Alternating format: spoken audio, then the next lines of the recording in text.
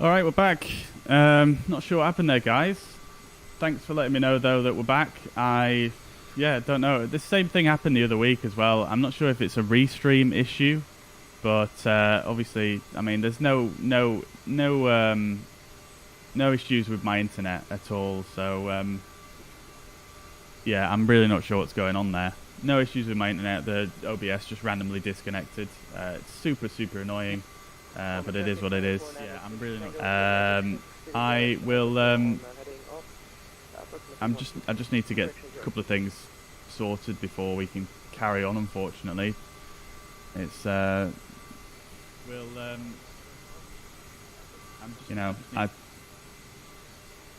it takes me long enough to set up 3 channels for a nice looking stream, and then I just randomly get a disconnect, and I've got to set it all up again. So yeah, just bear with me a few minutes while I do this, guys. Manacle says, where were you? I'm holding at Petam. Not sure what the question is. I'm still just here at the Holding Point Hotel 6. Just obviously the stream's just I don't know what's happened, so I'm just having to reset everything. So I'm just holding fire for now. I won't be a second now. I won't be a second.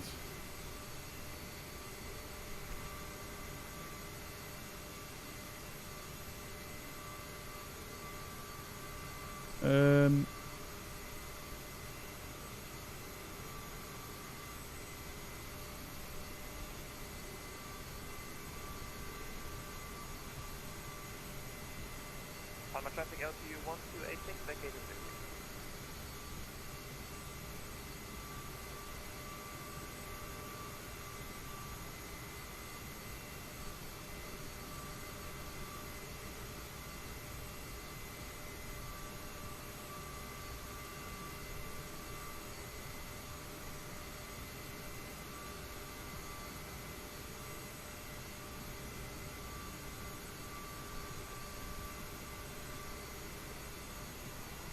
We're back. We're back, Loco. Hombre, welcome back. Hope you're doing well, mate. Good to see you in the chat. Yeah, we're back. Honestly, no idea what happened there, guys. Honestly, absolutely zero clue. My internet is absolutely fine. There's no issues. I didn't get disconnect from VATSIM or anything, so nothing on my end, really. I think it's just an issue with... Restream, maybe. What is interesting, though, quite cool, it seems like Facebook seems to have actually put the stream back out onto the same post, which is actually very cool. It's just YouTube that only needs all its metadata putting back in. So that's actually pretty surprising and also very cool. So I'm going to go with that. All right, great stuff. So... Let's get back to the stuff then. I think we've got someone behind us. And also from 84 CRJ department. Yes, sorry, we'll be departing in a couple of moments. Just had a few issues with connection there, so if you want to just go in front, that's absolutely fine. Roger, dan de Palma traffic kan net besluiten alleen op de takeoff van show 6 uit. Verder even aan doelbegraven. What's going on, guys? There's another aircraft right there, and we can't see it.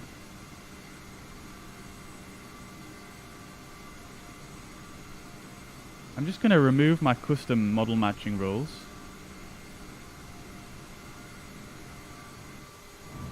There we go.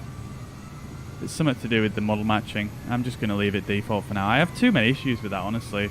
I mean, I love seeing the other aircraft in the proper liveries and stuff, but the amount of issues with it is just absolutely ridiculous. All right, well, let's carry on going then. The CRJ will be on sale next week. I can finally get it. Hopefully, yeah. Yeah, hopefully. That should be... Excuse me, that should be pretty cool. Alright, let's get going then again. So, if you watch it on YouTube, you're enjoying the content, please feel free to hit that like button again. Obviously, we've reset all the statistics on the video now, so back to 0 on everything, which again is pretty annoying. But hey ho, what can you do?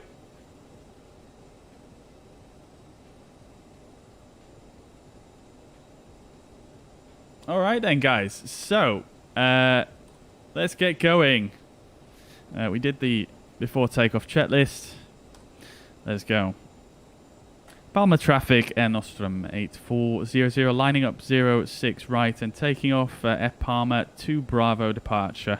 Initial climb out straight to flight level 230, Air Nostrum 8400, Palma traffic. Let's go. Palma traffic and NZXT is now airborne.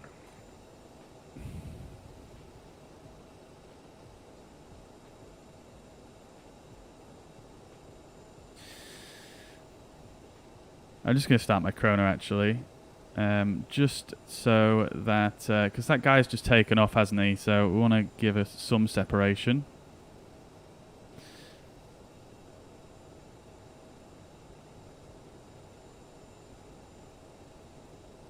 Hello? Doesn't seem to want to start. Am I missing something?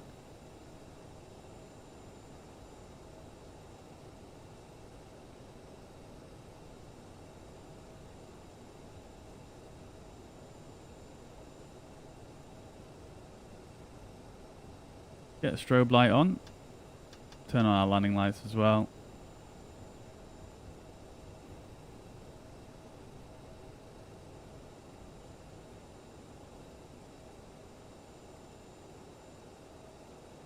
Alright, cool. We are pretty much ready to rock. Let's give the cabin another little ping here. Going to set the parking brake for now, and we're going to wait. Why is this chrono not working for me? Oh, there we go, it is working.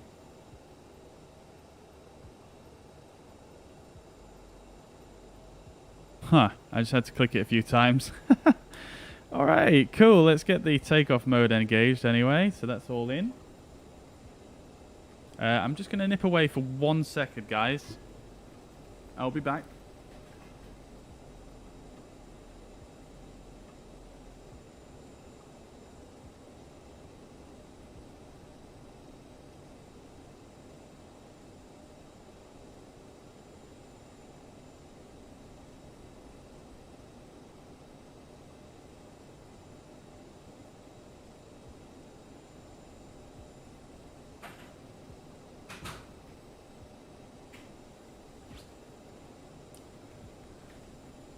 All right, guys. Right, I'm gonna do one. Let's reset the chrono. And we'll set it going again. Hello? There we go. Okay, so throttle's up to about 50% on the toe brakes. Toe brakes really aren't very strong in this, and then up to toga. Holding the yoke forwards on the rudder pedals to keep the center line, or to actually get me on the center line in the first place.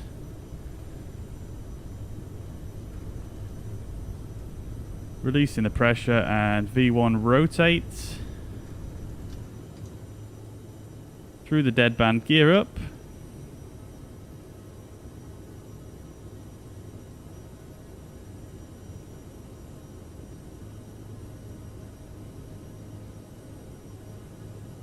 Following the flight directors here, we'll go to flaps 1.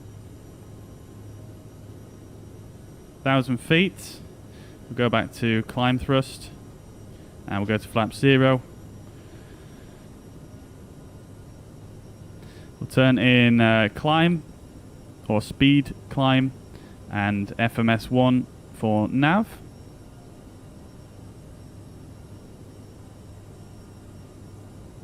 And we'll get the autopilot in.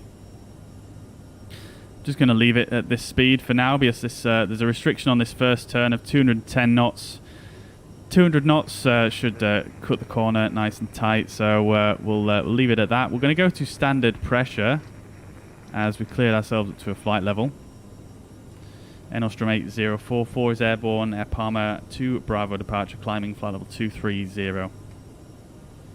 Alright, cool, great stuff. Let's get the reversers turned off. We'll get the cross flow back to automatic, and we can turn off the nose taxi light there. Actually, no, the taxi light isn't on the nose on this one, is it? Oh, look at this, coming into this super thin cloud up here. Very, very cool.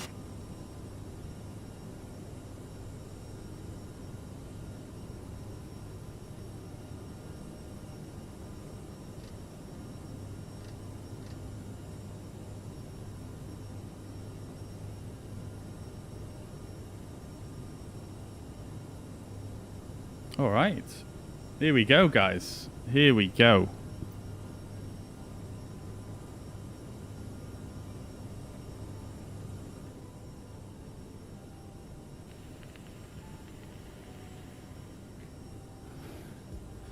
Okay, it's cutting the turn very tight here.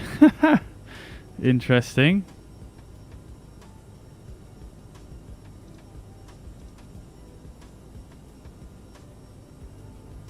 Right, okay, let's see what the chart actually is asking us to do here. Yeah, so it's just a nice little turn. Nice little left turn with a... it's actually a Dme Arc, isn't it? Dme 15 from the Mallorca VOR. Now, it's definitely not flying a Dme Arc for us. It seems to have taken one left turn, and now it's going to do another left turn, which is interesting. Nevertheless, let's let it do its thing. We've got someone on showing on TCAS here, actually.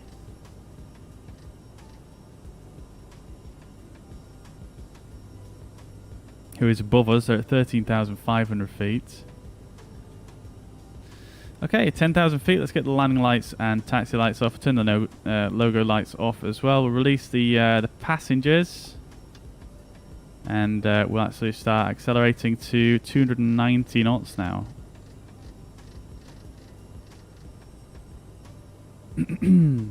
So we wanted to be at flight level 100 by a Palmer, which we're easily making here.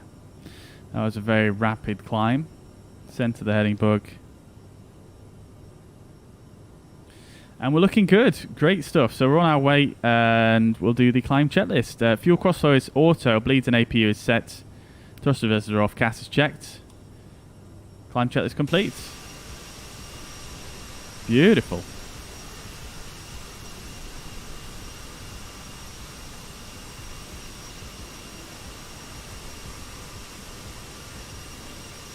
I really think the camera needs to be adjusted a little bit in the CRJ. I think they need to move the center point. Excuse me. I think they need to move the center point forward somewhere down here on the external camera, because when you go to the front like this, it looks too close to the camera, if you know what I mean. And then when you come to the back, it's I suppose it kind of works from the back actually, but I don't know, it just looks weird compared to the other aircraft in the sim. Excuse me, maybe it's just the shape of it that makes it look funny. Nevertheless, we're on our way. We are on our way. Now then, check my charts here real quick. I'm sure we tuned the Joa VOR here, but it seems to be showing me 146 nautical miles. Ladies and gentlemen, we are now serving sandwiches. Why is it accelerating so much?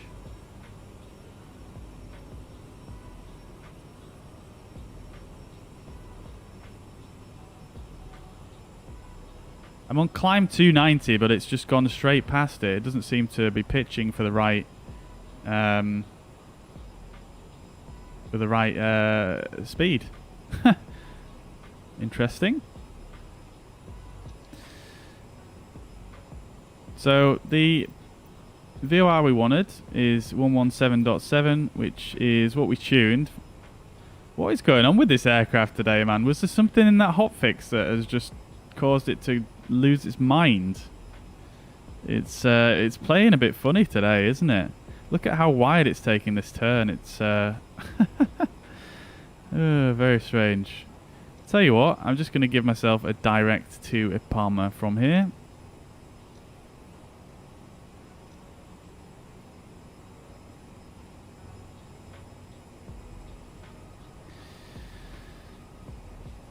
Interesting. We don't need that DME anymore anyway, so let's get rid of it.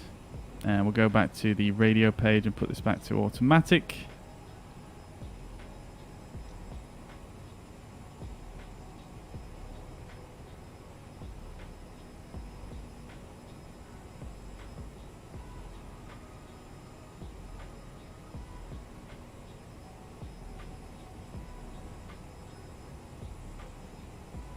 Looking very scenic out the window, though, I have to say.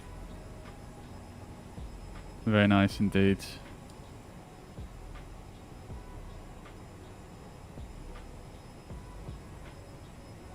I'll tell you what I'm going to do is I am just going to reset the vertical mode to pitch. I'm going to put it back to climb. 290. And then I'm going to put it back in climb thrust.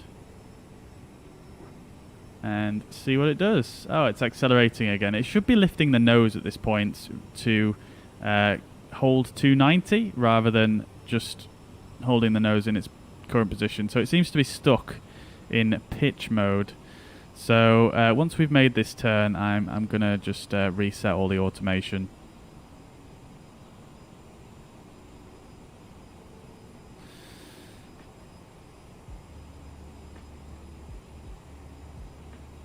You've tried to hold, it wasn't a success. Oh dear. No worries, dude. You don't need to hold anyway. Just crack on. The yeah, the CRJ, I've not used it for a ton of holds, but it seems to be a bit hit and miss depending on what kind of hold and what kind of entry it is.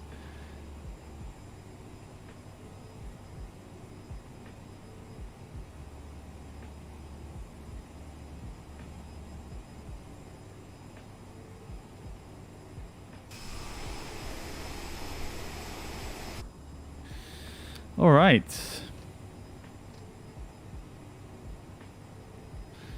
Let's just go to here, remove these.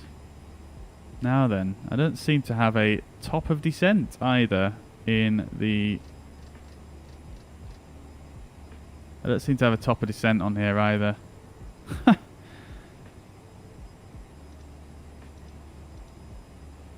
Yeah.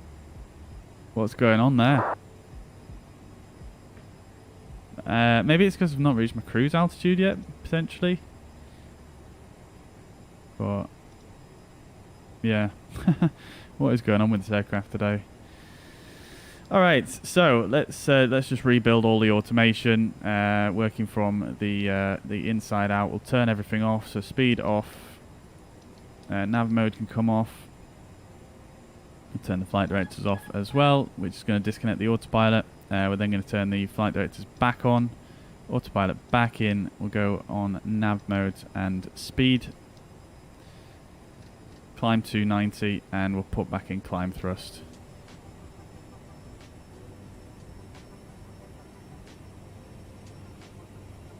It's still not working.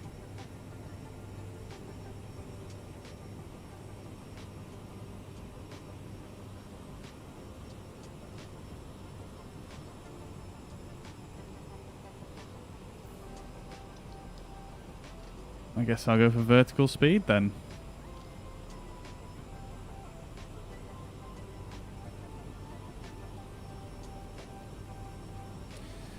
Dear oh dear. Something weird is going on today.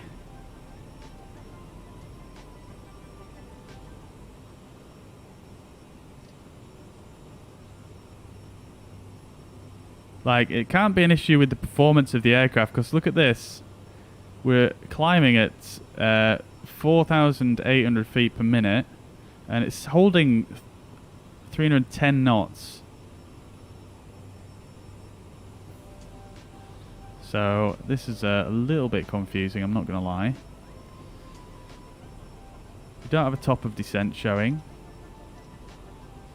We do have our airports. Do we have an airport? For some reason it's not put the airport in at the end here. Something weird's going on with this screen as well. Jeez Louise, what is going on today? We'll have to see how it performs on the next flight, but this is not looking too good, is it? Alright, so we're approaching our cruise altitude. I'm just going to pull the power back. I've got Alt cap.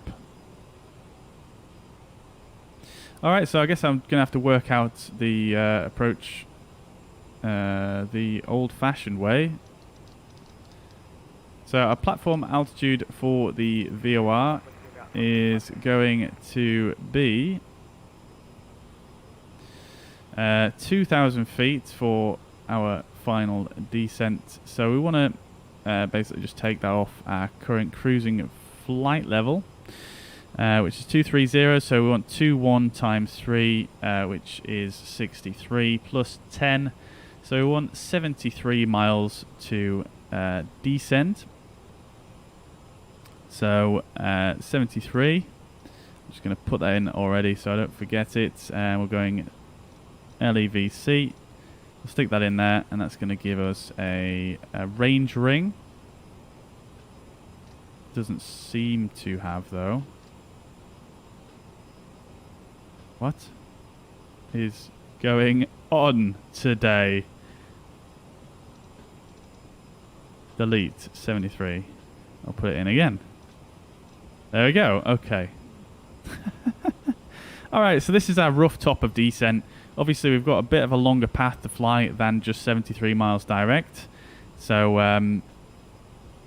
we'll maybe start descending a touch later than that. But, nevertheless, that should be fine. We'll also put in another one as well at 30 miles, just to remind us for when we need to be about 10,000 feet above ground level. And we should be good.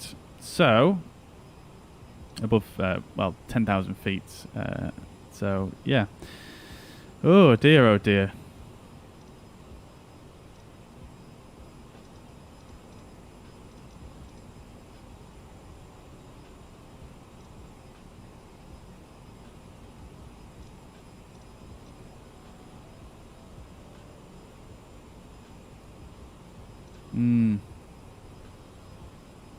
I wonder if it's not working on the VNAV because it doesn't have the runway as sort of a terminating leg, if that makes sense.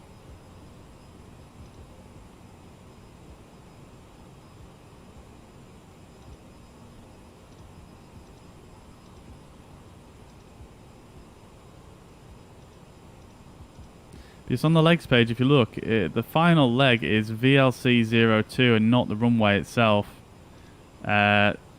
So I wonder if that's something to do with why it's not working out a VNAV path. I'm not going to mess with it now because I don't want to muck things up even more. I'm just not feeling like that's going to go correct. So I'm not going to mess with anything else.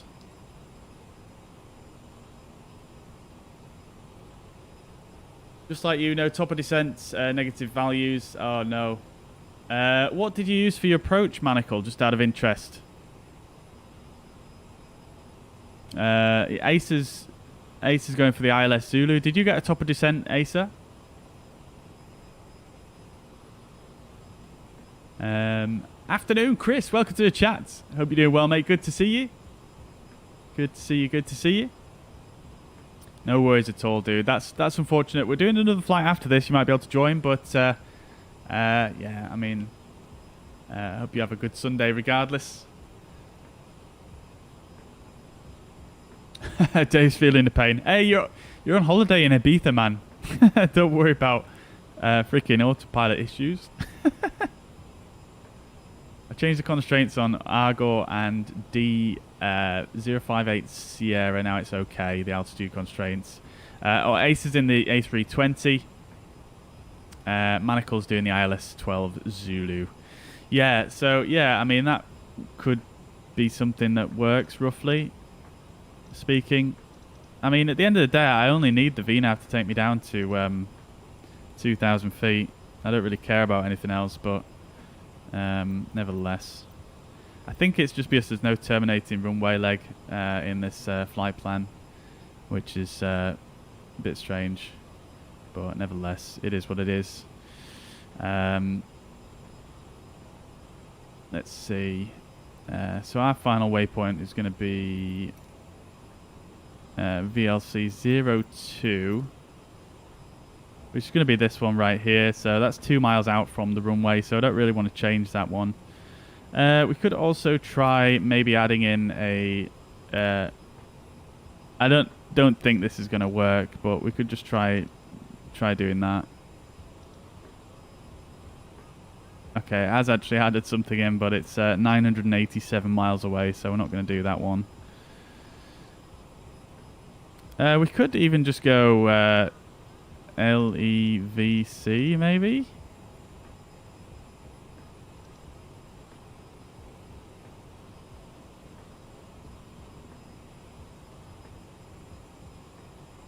.9 nautical miles away.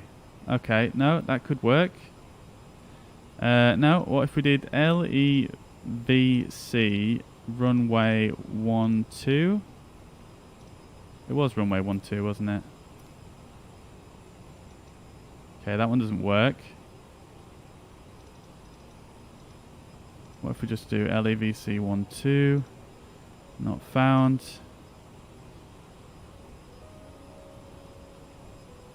What if I stick that in and execute? And then I put in the airport elevation, which is 200, the runway elevation rather, which is 240/240 feet. Execute. There we go. We've got top of descent now. Interesting. Fair enough. Yeah, that's a bit strange. And it seems to roughly marry up with our ring here, so that's good. I'm just going to amend some of these other constraints here as well while I'm here. So I'm going to put /2000. That'll do. Okay, fair enough.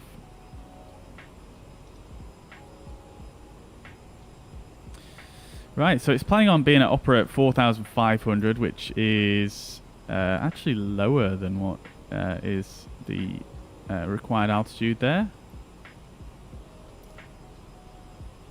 VLC 11, 3,000, so that's correct. So I'm just going to adjust it on opera to 5,000.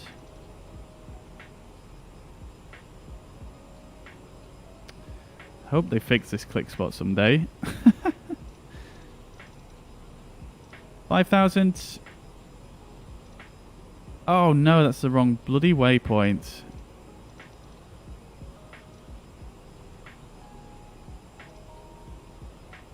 VLC 11 is 3,000. Right, there we go.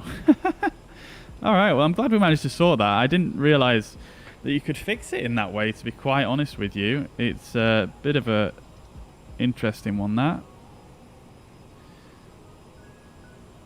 So yeah, that's how you fix it, guys. If you ever don't get a top of descent in the CRJ, stick in your airport and stick in the elevation of the runway, and that might give you a top of descent. Okay, so let's set the TCAS to below now as we are getting ready to start our descent.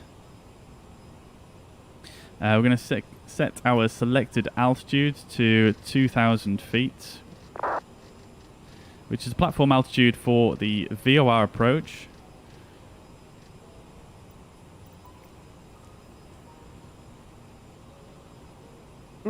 Right, okay. 1,090 is the minimums. We're going to hit vertical speed now, and we're going to dial that in to 1,000 feet per minute initially. We're going to pull the throttles back slightly. Just going to set that minimum as well.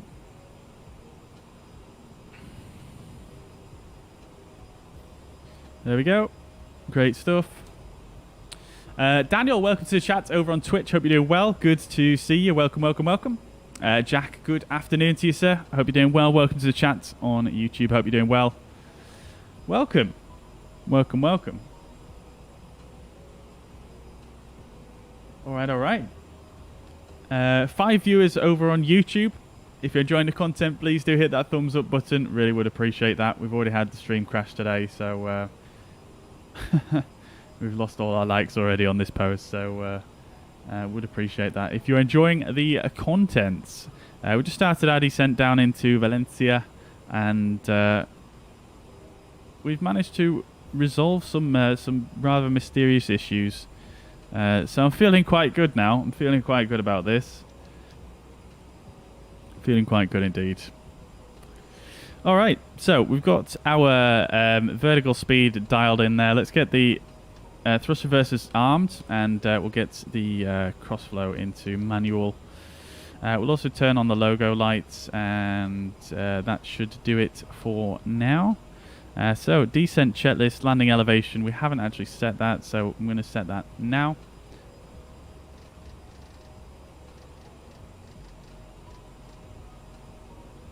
$280 feet. I was close without even looking. 240 feet, that's correct. So we'll leave that as it is. Just double checking that. 240 exactly. Beautiful. Okay, so fuel is checked. TCAS is set. Radar is on. CAS is checked. Landing data is not actually set. We'll set our landing speeds now. Other than that, the rest is set. Approach briefing is complete. We'll actually do another approach briefing now that we are established in the descent. And I'm just going to have a quick look here. So we do need a little bit more vertical speed here. There we go. All right, so let's do a quick approach briefing, guys. So we are going to be descending on the Argor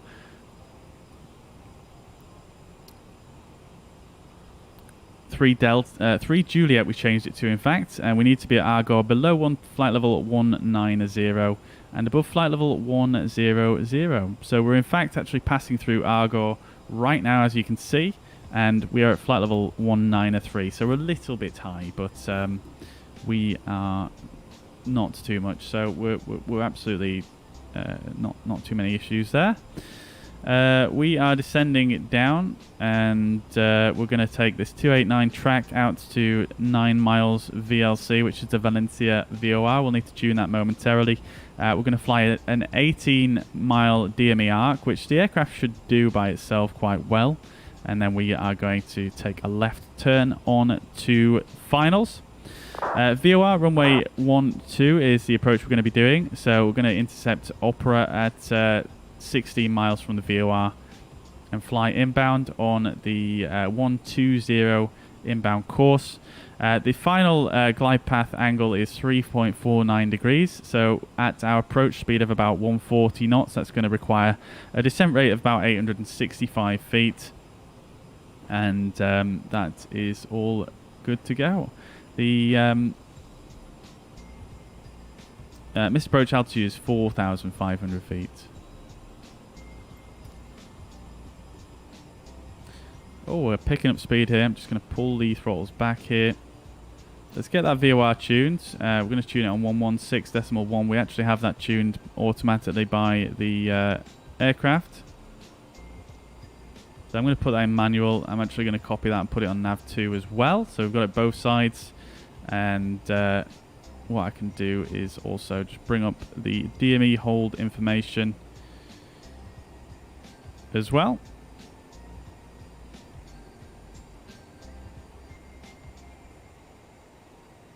I don't think it's worked out a very good vertical path for me here, because it seems like we are way too high here, but it says we're way too low.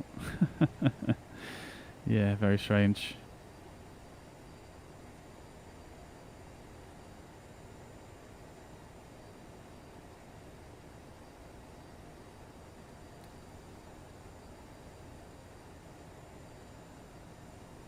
Alright, here we go. Coming in on the coast of Spain here, looking very nice.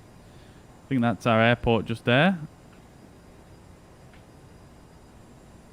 Looking very good indeed. Pretty hazy day today. Some turbulence on finals. Pirate by Acer there. Thank you very much, dude.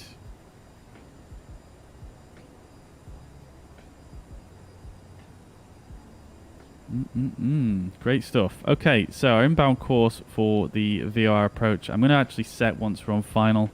We'll use the raw data to fly, and I'm not going to use the FMS data here for the VOR approach. I'm just going to use the raw data. Hopefully that will work out okay for us. Hopefully nothing else goes wrong. We'll see how it goes. Let's go for the... let's just quickly get the METAR as well.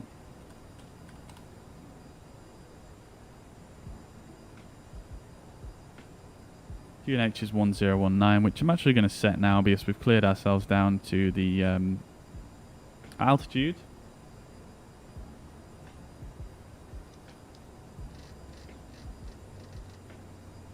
Oh! Okay, thought it was about to crash. Alright. Let's do a quick announcement. Valencia traffic, Air Nostrum 8400 on the Argo 3 Bravo arrival for runway 12 doing the VOR approach. We are currently 52 track miles away from the airfield. Air Nostrum 8400 Valencia traffic. Alright, cool. So we're flying the Dme Arc now. We can actually just verify that we are on the Arc by putting in another fix here. So we can actually go for the VLC VOR, which is VLC, and it's an 18-mile Dme Arc. So put that in, and is that going to show for us?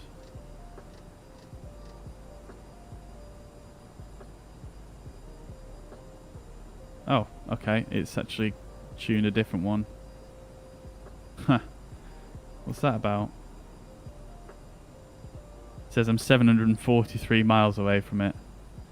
Why didn't it ask me to...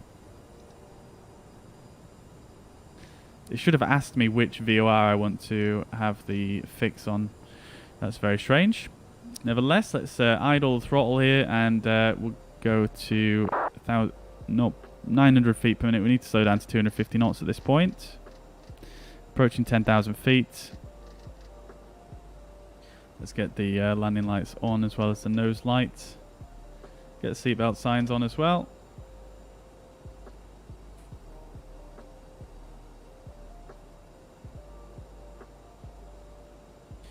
Alright, cool. The update seems to have broken the CRJ again. So much weird behaviour. Are you flying as well, Mariner? What's happened with your CRJ? It is, yeah, it's been a bit weird today. A bit weird indeed. Although having said that, these are issues I've come across before. I think I'm pretty sure we've come across that issue where it climbs, where it doesn't pay attention to the climb speed. I think you had that issue before as well, if I remember correctly. But I'm just a bit baffled why resetting the automation didn't fix it. Okay, going a bit slow here. Get a bit of power back in.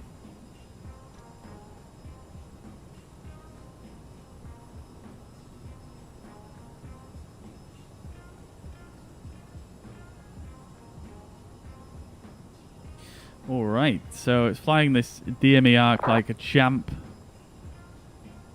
Looking very good. Let's see if we can just get another view of the airport. Can't quite see it, just down here I think.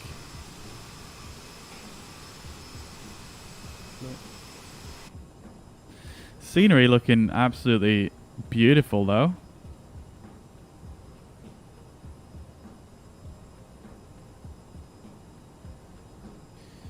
Alright, very, very nice indeed.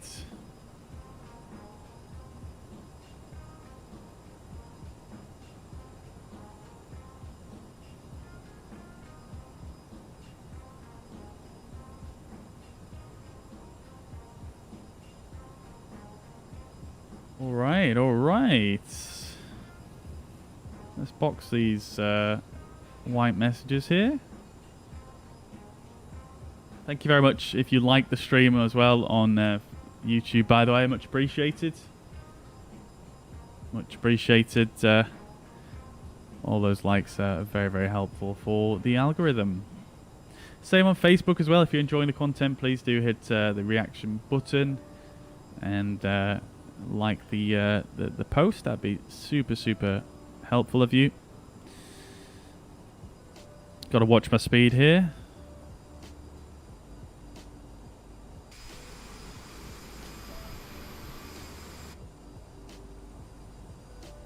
Flying through the clouds, love it. Maybe put some cabin lighting on for the passengers. That might be appreciated. Although it still looks like there's been a fire in here or something. Right. Okay. So we're making that left turn inbound. I'm actually going to start slowing down now because we basically want to make sure we're fully configured as we approach our final descent point. Our final approach fix. As you can see, just to reiterate, we are now about to take a left turn into Opera here and then follow this 120 track down. The final approach fix is here. It's 5.8 miles from the VOR. We're going to be descending at 3.49 degrees. So this is a VOR approach. We're going to use the raw data to descend. So we are going to need to make sure we're more or less fully configured before we come down on this final glide path.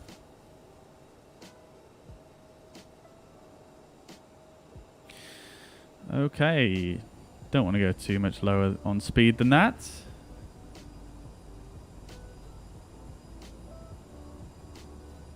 Just yet anyway.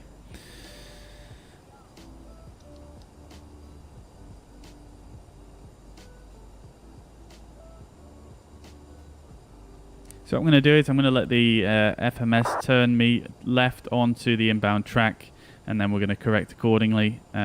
We've got the VOR tuned here, so we should just be able to switch to nav source to VOR and basically intercept the inbound course from there.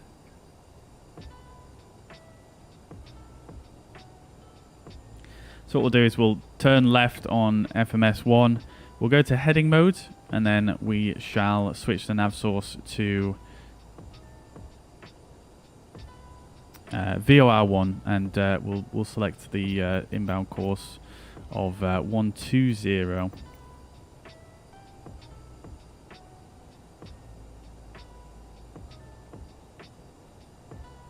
Ace is on the glide slope. Love to see it. Love to see it.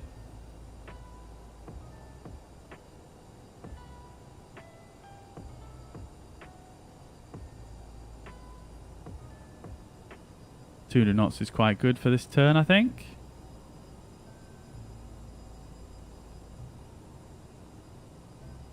Alright, we could do the approach checklist now as well.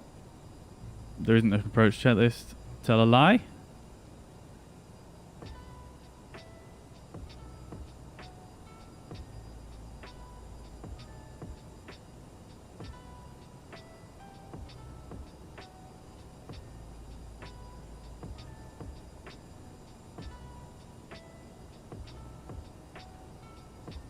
Okay. Just going to press B to make sure we're on the right QNH. Oh wow, there's a massive difference between the in-game QNH and the actual meta. So good thing I did that one. They're actually below where we need to be now, which is okay.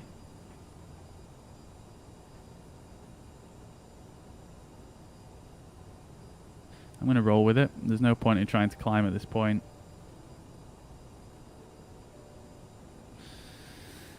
Let's reduce that descent rate down. I'm going to keep the descent coming now.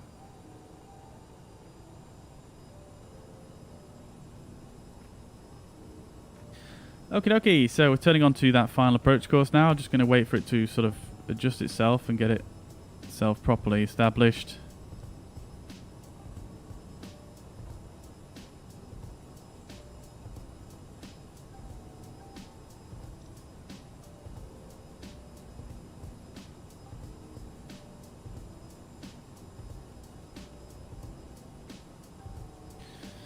The LNAV in this thing is very funky. I'm not sure if it's by design or what, but always taking these corners like super wide. Alright, so that inbound course we need is 120. Going to set that initially on the heading, and we shall now go to heading mode. We'll switch our nav source over to VOR1, and we're going to set that course of 120. And we're going to go back to nav mode. So we've got VOR1, so we're now tracking the VOR. That's looking good. Great stuff. So let's start slowing down now and getting configured. We do want the DME information.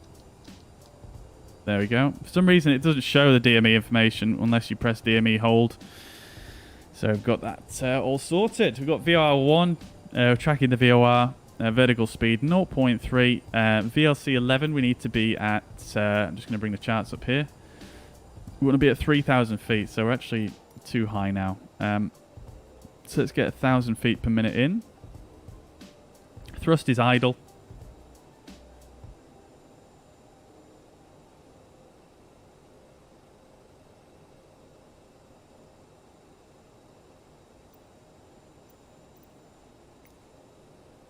Okay, so at 5.8 DME we need to be at 2,000 feet.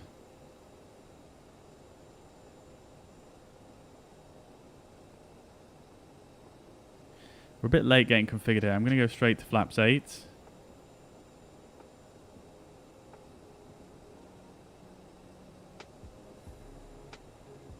I'm going to go gear down. Flaps 10. We are about to land. Please remain seated until we have stopped.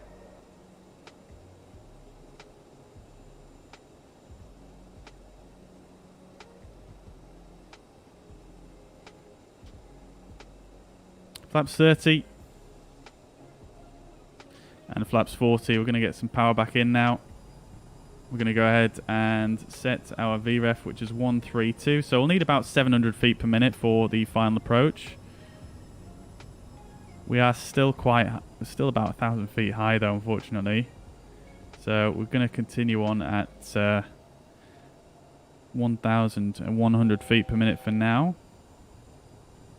I'm actually going to wind the altitude all the way down. I can't remember in this aircraft if it will use vertical speed without having set the altitude lower, so I'm just going to do that for now. So like I say, we are a bit high here. Let's just check on the charts. So at 4 miles we want to be at 1,410 feet. So let's see how we do there.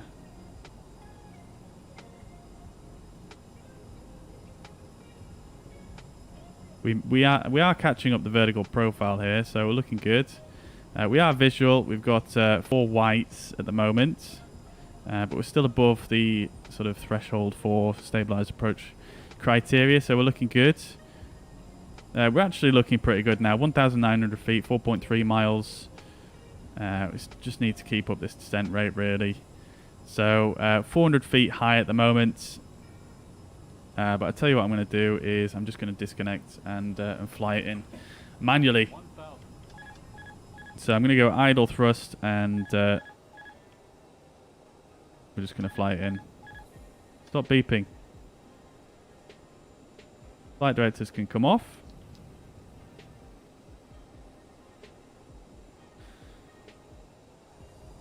I'm going to add a bit of thrust in now and pull up a bit because we are getting back onto profile. I don't want to get a sync rate warning. We've still got 4 whites on the PAPI for whatever reason. Don't look like we are too high out the window. We're at MDA now, so we're going to continue. Runway is in sight. Sync rate 400. Okay, we got a sync rate warning anyway. Yeah, we are actually a bit too high here, but we're coming back onto the profile. Another sync rate warning. Oh dear. This flight has just been a bit of a mess about, really, hasn't it? We've got 2 whites, 2 reds now. Let's get the nose back up a bit. Somehow we've got 3 reds. 100. 50. 40. 30. 20. 10.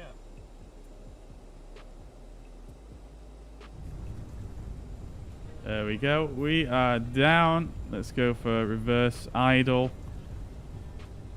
I mean, you can't really say that was a bad landing. After all that messing about, that was pretty dope. I'm not gonna lie. All right, here we are, guys. Welcome to Valencia. 66 feet per minute on the Sim Toolkit Pro, 84 feet per minute on FSU IPC. Absolute butter.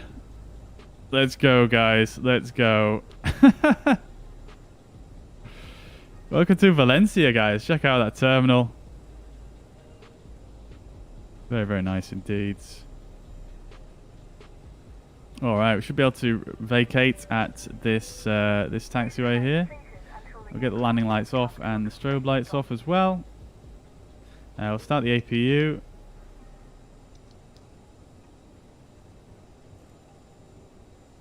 Here we are. Welcome to Valencia, guys. This is the airport we're talking about. As you can see, immediately check out those ground textures. Absolutely tasty. Super crisp. Get the flaps up as well whilst we're here.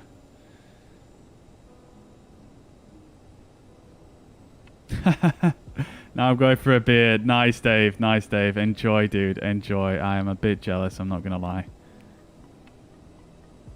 Alright, I think we've got a stand we can go into on the right here somewhere.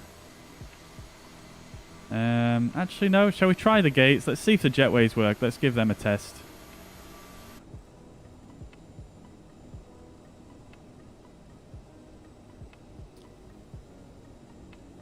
Alright, so as you can see, very nice looking terminal. Custom jetways. Beautiful stuff. Let's break down here and take a right. Let's get taxi lights off.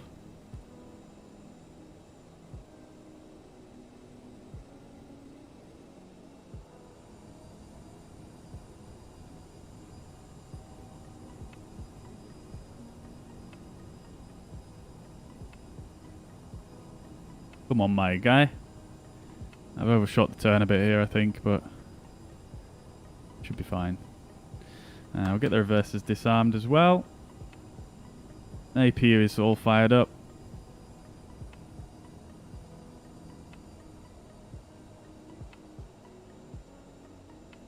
Oh, I think we're going to be a bit far away from this jetwire by the looks of things. Look at that. That's miles away. Got no ground crew to help us here, so I'm just going to use the outside view to stop us.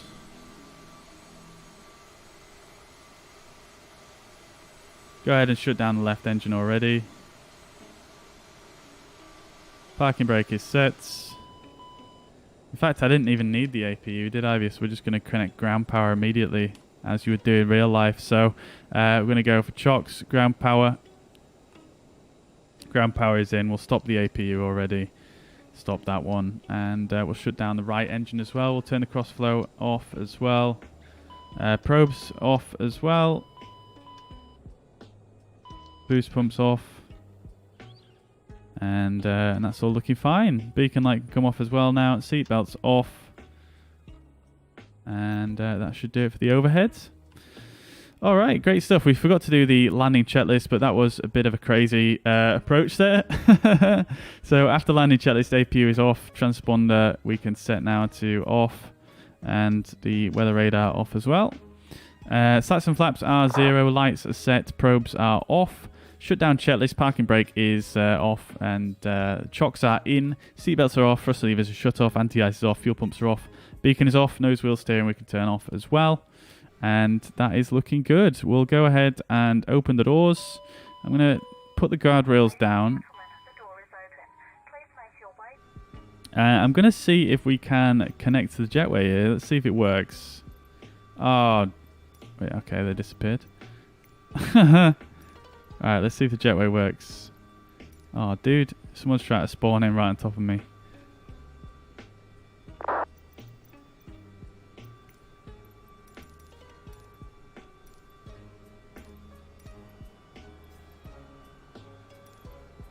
Okay, so some of the ground services do work, but the jetway does not, unfortunately. Now, I'm not sure if that's an issue with the scenery or whether it's just because of where I'm parked or what. We'll try slew around in a sec and see, but nevertheless, that's that done. Great stuff. Okay, let's have a look around then. But before we do, we're going to have a quick look at that landing report in Sim Toolkit. Thank you very much, Manacle and Mariner. Thank you, guys. Glad you enjoyed. That was a bit of a chaotic and confusing flight, but we got there in the end. 1.02 G on the landing, minus 66 feet per minute. Can't really complain too much. We did float a little bit there on the final, on the flare, but I think we're still well within limits. Yeah. So just slightly after the aiming point, kind of towards the end of the touchdown zone, but at the end of the day, not too bad at all. Looks like most of the people, you know, weren't too much in front of us, so I'm going to take that. 66 feet per minute. Center line deviation 15 feet to the left. So not too bad at all, really. I'm gonna take that one. So let's have a look around Valencia then. Captain, all passengers have left the plane. Thank you very much. Okay, let's have a look then, guys. So, oh, fuel truck's here. Just going to ignore him. Got the Repsol branding on there. Love to see it. Thank you, Arix Europe. So, here we are. Welcome to Valencia, guys. We are going to give these jetways a test in a minute to see if they connect. They might not connect to the CRJ, to be fair. Obviously, you've got these steps as well, which are probably going to sink into the ground when you do connect it. Look at that. You've even got a person stood in there. Love that detail. But yeah, you can see the jetways are very nicely modelled. Textures are good. Glass is looking good from the outside, at least. And the it looks like there's a bit of flickering going on here, but I don't know if that's just the sun or not. Let's see. No, I don't know. But the detailing looks really good on the jetways. You've got this sort of air conditioning, or sort of, yeah, I mean, it's like an air conditioning pipe, isn't it? As you see, you know, relatively commonly at more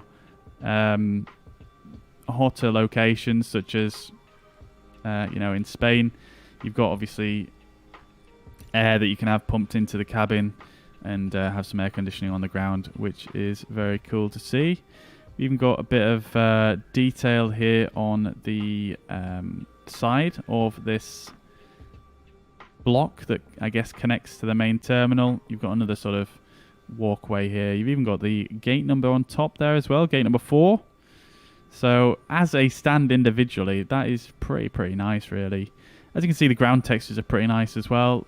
They've got that nice sort of worn look to them. Bit of staining on them as well, and the lines on the ground are looking very realistic and pretty good. Manacle Airways in final. For some reason, I'm not having any of you guys show up today. None of you showing up in this sim for some reason. I know I'm on live players, but I'm assuming you guys also choose that. Multiplayer is on and the name tags are on, so I'm not sure why I'm not seeing anyone today. Bit strange. Alright, so moving to the main terminal building, you've got some sort of transparent glass as well as some opaque window textures at the bottom. As you can see, there's not really any internal modelling, but what has been done here is quite nice, and it still gives a nice feeling of depth looking on the terminal there. Even got this nice little piping here, which is quite a nice detail. Valencia sign as well on the side, which is nice and shiny PBR. Looking very cool indeed. You've got some flags which kind of look like they're made out of plastic. But other than that, they look pretty good, and they're animated. Nice detail on the roof here. Not sure what's going on with this modelling, but it looks good from above, so can't really complain too much about that. Texture looks good. Land side is looking pretty good as well.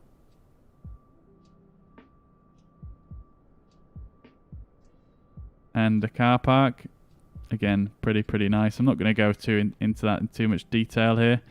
The modelling of this main terminal building, though, is very nice indeed. Yeah, it just looks really cool. I mean, I don't know if that's necessarily because it's quite a nice building architecturally, but yeah, they've done a really nice job, I think, on this. And there is a bit of an interior down in this one as well. So if we actually go into the terminal here, you can see they've done a really cool job at modelling this all in. We've even got a CRJ 700 modelled in that's hanging off the roof, which is just brilliant. And then you've got these really nice high resolution textures here. You've got people stood about and departure boards, which is very nice to see. The modelling is very nice indeed. Textures, again, I can't really fault it. I can't see any textures that look out of place on this portion of the terminal. Maybe if I had to complain about something, I would say maybe these textures look a bit blurry on this pathway here. And maybe on here as well, but again, I'm not really going to pay too much attention to that, I don't think. But yeah, it looks really nice. You've got the cones on the walkways, or not cones really, they're like sort of little barrier type posts that obviously the passengers walk down to get to the aircraft. But yeah, there you go. It's more or less pretty much the same story throughout. As you can see, the ground textures are super nice looking across the whole apron.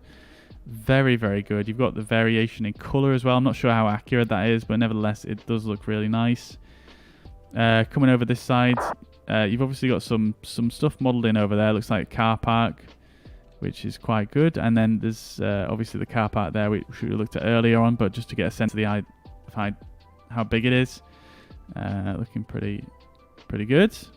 Another static sort of King Air down here as well, and the airport club down here.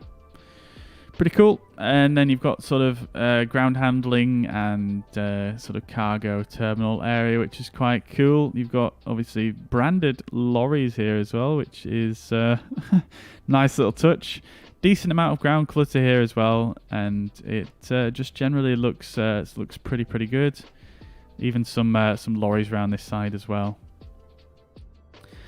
All right, and then looking at the taxiways, look at that, it's right next to a golf course. They're like my local airport at Leeds Bradford. Taxiways and runway textures, pretty good, I think. I'm not sure how much they compare to the real airport, but I think they look pretty good. For me, as long as the taxiway markings are nice and crisp, which they are, you can see they're super crisp, super nice looking. As long as they're nice and crisp, I'm not really too fussed about the actual runway textures themselves, as long as they've got some sort of, weathering and markings on them. As long as everything is crisp and looking believable, I don't really mind whether it's realistic or not. It's just when they have really blurry textures or no rubber markings or anything where I start to feel like it's not that great. Right, so coming over this side, the textures down here are a little bit different and still look pretty good. I think having looked around this airport before, everything is more or less the same story. It's all the same sort of quality. The only place I would sort of mark it down is on this sort of I don't know if this is a maintenance apron or what, but there's a lot of stands here, as you can see, but the ground markings, although they look pretty good from above, but when you get really close, they're extremely blurry and just not great looking at all. I think this is basically the textures here. They're just straight taken from the satellite imagery and just pasted in, which is fine. I mean, it does look good from above, and maybe you won't ever park on this apron, but when you get close, it does look pretty rubbish, which kind of dissuades you from wanting to even park here. And it's quite a big apron. Obviously, there's a lot of spots here, you know, so it looks like maybe this is another terminal for, you know, like business jets and things like that. So that's the only thing I'd mark it down for, really. But other than that, you can see the buildings and the modeling is very nicely done. This texture on here looks 3D, even though it's not. So can't complain there. That's pretty cool. And you've got another Cessna Citation building here with some 3D lettering on it. And very, very cool. I'm not sure if...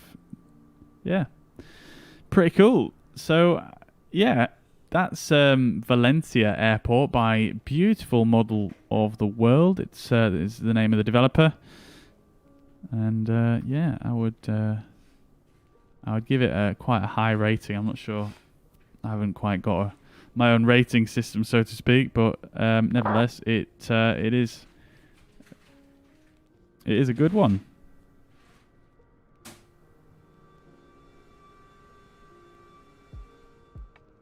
I'm getting Ace's name tag appearing over my aircraft. What's going on there? Strange. Alright then, guys. So, I am just going to take a quick couple of minutes break here. And I will be back with you. And we'll get going again for this next leg over to Bilbao. I'm going to just turn the hydraulics off here on 3A so that it's a little bit quieter outside. And yeah, I'm just going to take 5 minutes to get a drink and whatnot, have a stretch, and we'll carry on over to Bilbao. So yeah, if you guys enjoyed that little preview of the airport, please do hit the reaction button on Facebook and on YouTube if you're watching. Thumbs up is always much appreciated. But yes, Jack, indeed, that was quite an interesting approach. Probably not my best VOR approach, to be quite honest, as we were sort of scratching our heads the whole way with the VNAV and other various different bits of incorrect information we were getting and just confusion all around. But nevertheless, we still managed to pull it off. We did get a couple of sync rate warnings, which we don't really want, but nevertheless, we got there in the end, and the landing itself was pretty nice. But yeah, I think obviously I could have definitely been configured a little bit earlier, but again, sometimes it just happens. And when I'm trying to talk to chat and you know, trying to work out other things at the same time, it can all go a bit pear-shaped. But we got there in the end, and VOR approaches are very fun for that exact reason. It's better that you didn't see my landing. Oh no, I'm sure it wasn't that bad, Manacle. You'll have to let us know the landing rate, and you'll have to let us know if you're joining us for the next leg as well, which we're going to get underway momentarily. So, like I say, I'll be back in a few minutes, guys, and we'll carry on with the flights.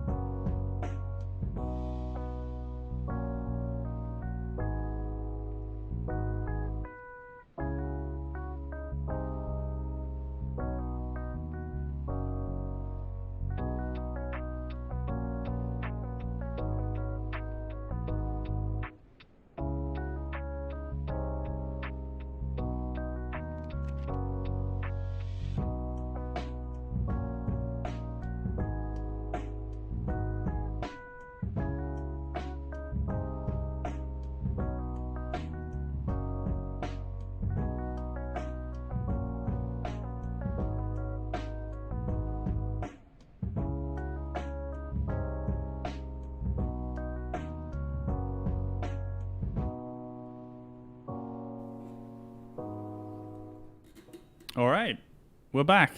We're back. We're back. We're back. All right then, guys. So I'm just getting the flight plan all sorted for this next leg. We are going to be again on VATSIM. In case any of you guys want to join. Again, we're still on multiplayer on live players, and we're going to be using the North Europe server. We don't have any controllers on VATSIM, unfortunately, but nevertheless, we shall continue on. We're going to be using the call sign Air Nostrum 8310 for this flight.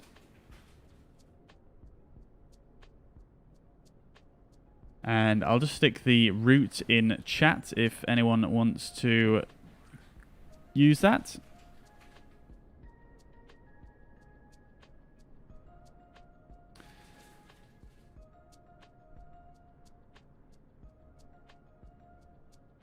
Okay then, so let's get set up. I'm just going to make a quick note.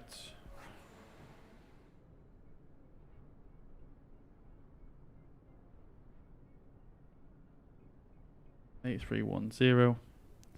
We're at stand 4 and CRJ7. Just in case someone comes on. All right, cool. So let's jump back in to the flight deck then and get things set up. One thing I just want to try before we do anything further is I'm just going to just slew the aircraft a little bit and just stick us maybe here. I'm just going to see if this jetway actually works. Because, I mean, regardless of these stairs on the side here, it should still work. We'll try the in-game ATC.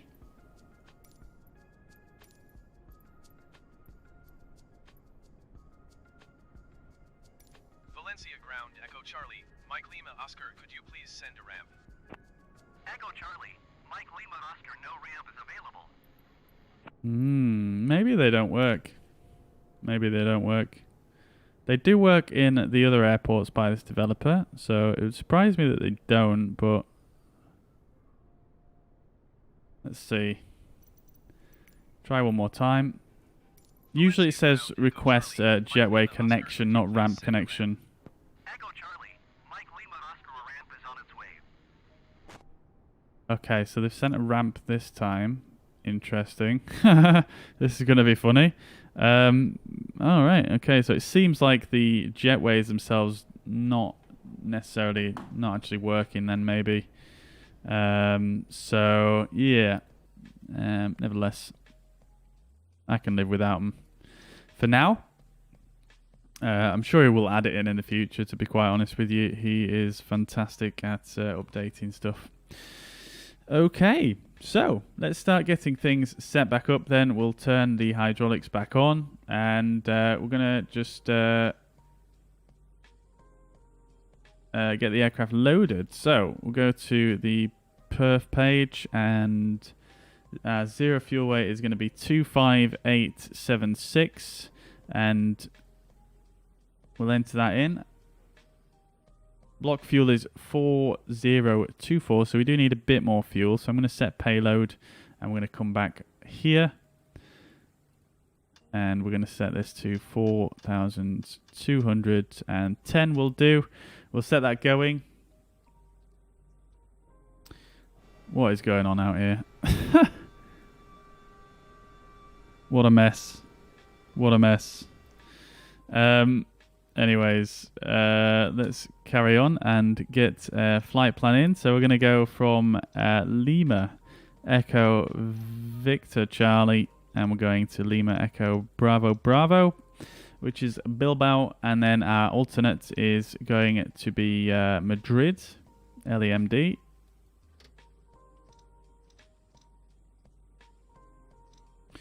Originating runway is going to be as we landed on runway 12. And then our flight number is going to be ANE 8310. Going to just connect to VATSIM as well. Again, this is as per the last flight, both based on a real flight that Iberia do.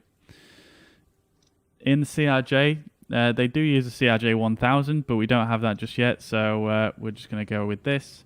We're going to go to the Center 7 Golf departure.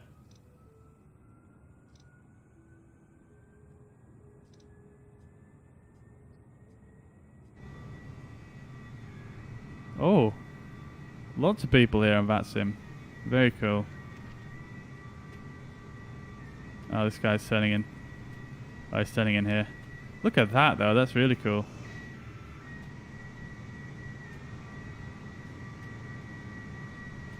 I just wish my model matching worked properly.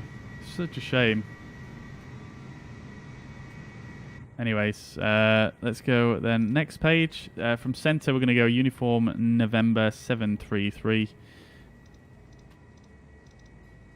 And we're going to go to CJN.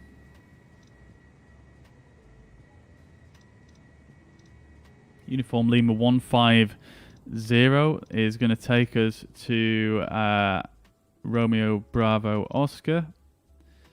And then Uniform November 867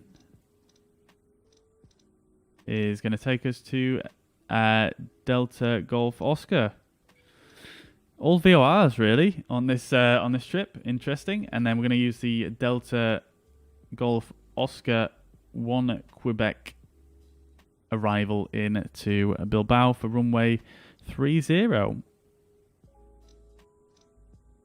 Oh, they've got a VOR approach again. All right, let's have a look. So we'll go to flights and unload. We'll go to new flight. And from sim brief, we'll get that in. Can we make this bigger? Hello? It won't let me make it bigger or smaller anymore. Oh dear, oh dear. Anyways, so we'll just pin this one whilst I've got it there, and then we'll go over here. So this takes us in to Albiz. Bilbao is down here. Let's see what our approach options are for runway 12. We've got a VOR approach as well. It is only a VOR approach, no DME. Oh, in fact, no, it does have DME. Okay. Right. So it could come either in from Rostow, which is here, and then do a circuit back round, or we could come in via the VOR itself, come out, turn in, and come back down. So we could do that one. Yeah, I might just do that one. I want to see if I can improve my VOR approach performance. Okay, so that's that, and then we'll grab the Valencia airport chart as well. Great stuff. Okay, so that's everything we need. We are currently parked here at the main terminal, and we'll do a briefing once we get underway. So we're going to go VOR DME 12. We'll use the Bilbao VOR, which I believe was BLV. It is indeed. And then we're going to use the DGO1 Quebec arrival.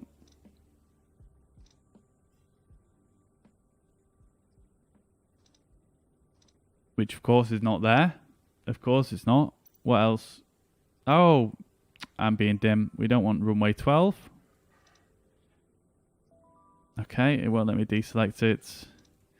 I'm not sure why it does that in the CRJ. It doesn't let you deselect an approach once you've selected it. You've got to execute it, and then you can't do anything. There we go. You've got to come back out. Maybe that's what I needed to do. You've got to come back out and then come back in. So we'll go VOR DME 30, not 12. That's my bad. Approach. Okay, cool. So we're going to come in from, let's see, Albiz is here, which is where our arrival brings us into. And then we could do a circuit round and come in. Yeah, that can work. So we'll go for the VOR 12 and then... It doesn't give the... it doesn't give Albiz itself as a transition, which is strange. I'll do vectors then. I'll do vectors. That might actually work out better. Yeah. We'll see how it draws it. That might work out better. And then it's going to be the DGO1 Quebec, which is that one. Executes. Great stuff. Okay, so we'll remove this discontinuity like so. And then we'll remove this one as well. We don't have a runway in again. So we might not have any VNAV, but we'll have to have another look at that in a moment. We'll go back to flight plan and perf init, and we'll get this all filled out. Cruise altitude is flight level 340, ASA. How long is this flight roughly? It'd probably be about an hour's flight time. Maybe just over.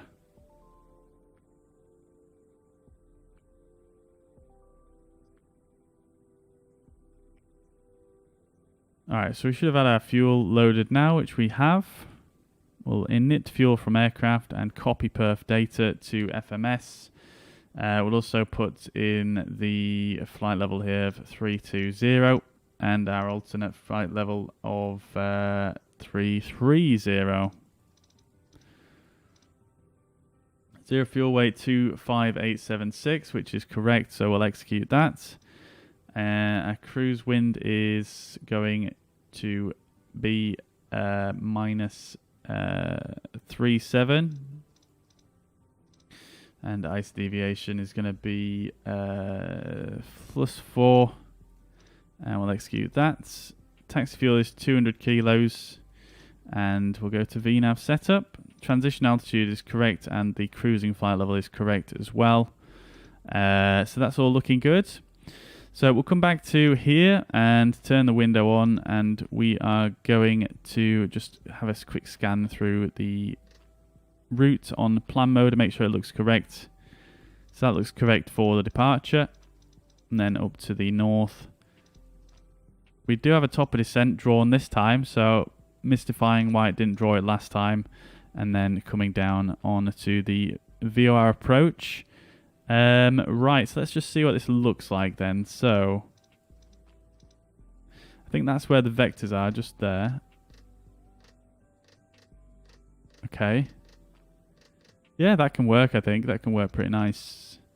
I think that should be very nice indeed. Great stuff. Okay, so we've got a Dme Arc as well in here for the departure. We'll have a look at the charts in just a moment here. We'll get this set back to map view. Your damper has been disconnected for some reason. Probably because I slewed the aircraft. So we'll just re-engage that. We'll get rid of that DME hold. We don't need that one anymore. And we'll set our transponder to... oh, I don't actually know what the default is for flying in Spain IFR. In the UK, I think it's 7,000.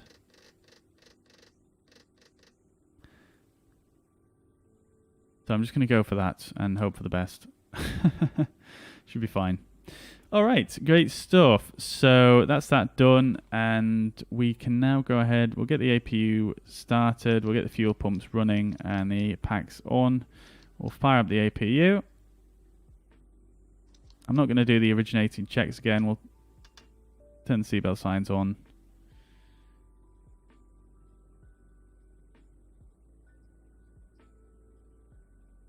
All right, so quick departure briefing. We are going to be taxiing out from stand 4. Taking off runway 12, so we'll basically push back facing to the west, and then we'll taxi on down November. In fact, let me just check this inset. 109A.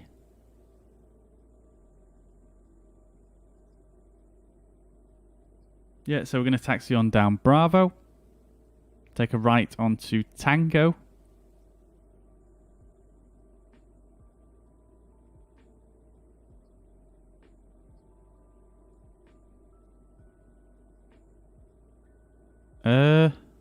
Sorry, a left onto Tango. And then we'll follow Tango and then go on to November. All the way down to Hotel 8, where we'll join on to the runway at the end there. Excuse me. And then after departure, we're going to take off. We're on the Center 7 Golf, so we're going to runway heading at 2 miles from Valencia VOR, which we should still have tuned. And then we're going to take a slight right bearing to intercept the 124 radial from the Valencia VOR. At 9 miles, we're going to take a right turn and fly at 11 mile Dme Arc from the VOR, and then 324 track, which is the radial 144 from the Calais VOR. And then we're going to take a 300 radial off the Calais VOR towards center above flight level 100. So we've got a couple of nav aids we can tune here, so let's do that. We've got the Valencia VOR, we should have that already tuned, and I want to make sure that's on manual, which it is. We'll bring up the DME hold on that then, and we'll also bring up Calais VOR on nav 2, which is 11755. There we go. Great stuff. We don't necessarily need the DME for the Calais VOR. We just need the we just need to know the bearing in relation to it. So we'll bring up both the bearing needles as well, VOR1 and VOR2. We'll set our nav source to FMS1, and we'll also bring up the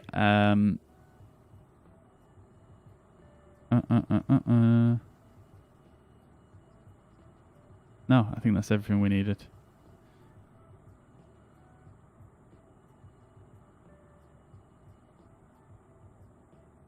Oh, we'll set a fix as well, sorry. We'll set a fix for the...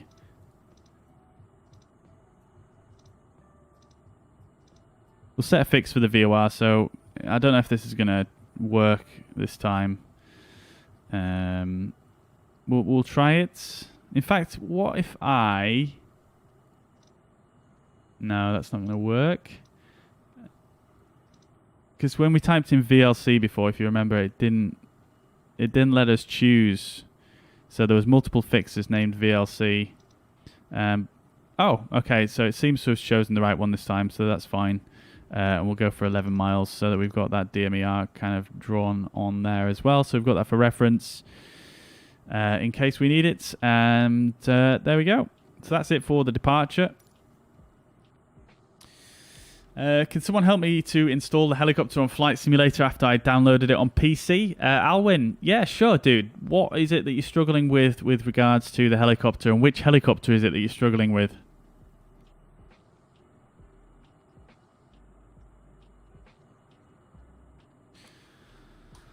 Alright, I think we're pretty much good to go now then. I'm going to set my cruise altitude as the selected altitude here because we've got no controllers on here, so we're just going to go straight up. There we go, we'll get the flight directors on, and we're ready for a push, I think. So let's get the beacon light on. APU is on, we'll just check the electrics page. Everything is good there, looking good. We'll get the aircraft doors closed, as well as the cargo door. We shall disconnect the ground power unit and remove the wheel shocks. Oh, we didn't finish this off, did we? Init fuel from aircraft. Oh, we did. Okay, I'm dumb. Set all, and we want to just set the trim because I didn't do that one yet for sure.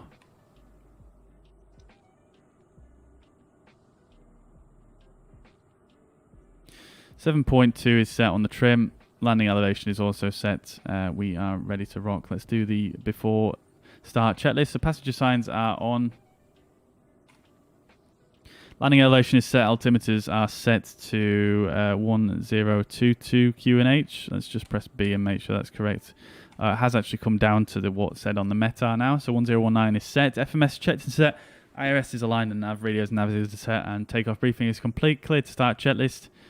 APU is on. Electrics are checked. Takeoff data is set. Doors are closed and locked. Beacon is on. Fuel pumps quantity is on. And 3.3 tons. Hydraulic pumps are auto on. Parking brake is on.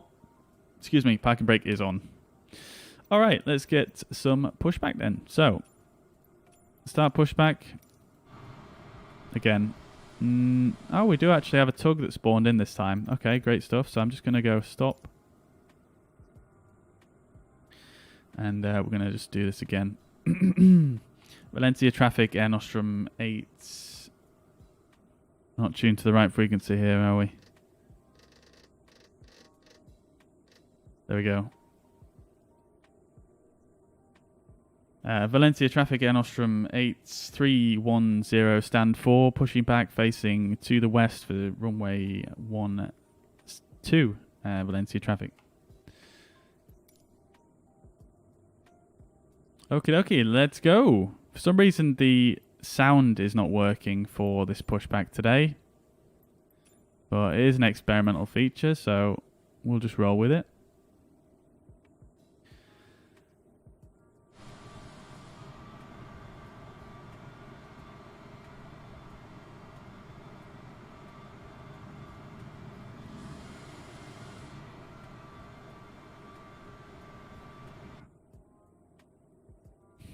Right.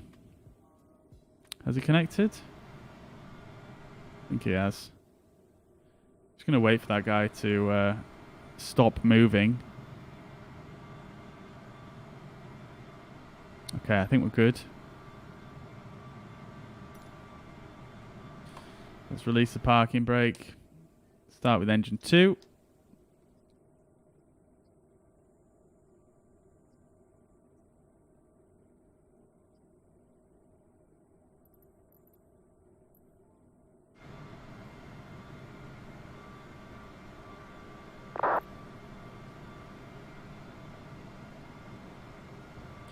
Alright, we'll get right engine fuel flow in.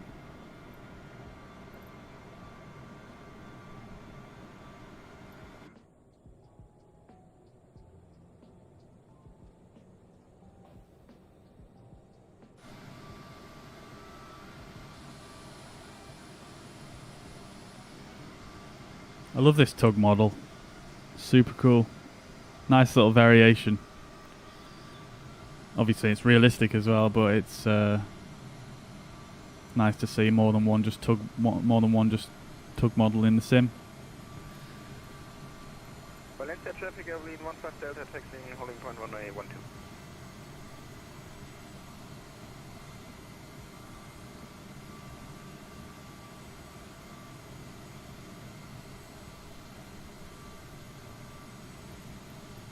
Alright, I'm going to have him hold us there, and I'm going to set the parking brake and stop pushback because it is what it is. Let's go left engine start now. In case of an extreme emergency landing, you will be instructed to get into the brace position, which is executed by placing your head between your knees with your hands over your head. We would also like to remind you that you should turn off all of Waiting for that Ryzen N2. We thank you for paying attention during this brief presentation. Start the fuel flow. Left engine starts. Right pack is off. Not sure if that's just something I've done by mistake. Yeah, it is, clearly. Alright, so left engine is starting up now.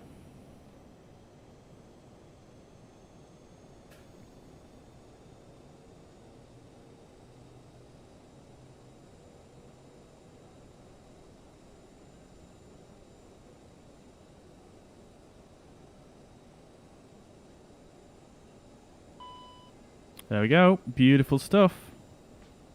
All looking good. We've got the spoilers out again. Okay, fantastic. That's all good and well. Let's just check the electrics page. All looking good. Great stuff.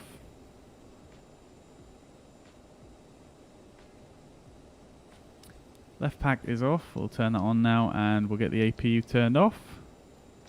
turn the probe heat on and the taxi light on. Cross-flow to manual, and I think we're about ready to go. Flap set to 8.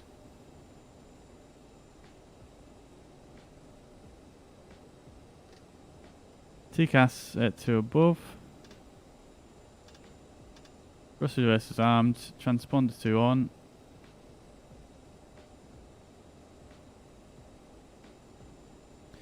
We'll box the white messages here. That's looking good.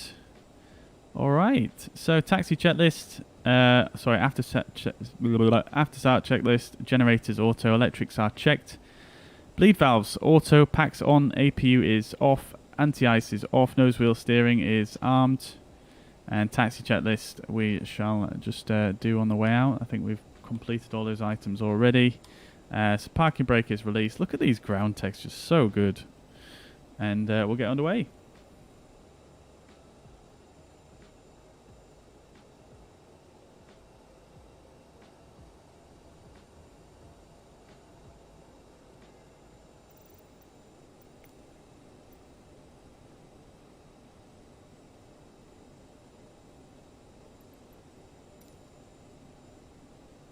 Valencia traffic, Nostrum 8310, taxi into holding point for runway 12, Valencia traffic. Seem to always forget the runway that I'm departing from, always.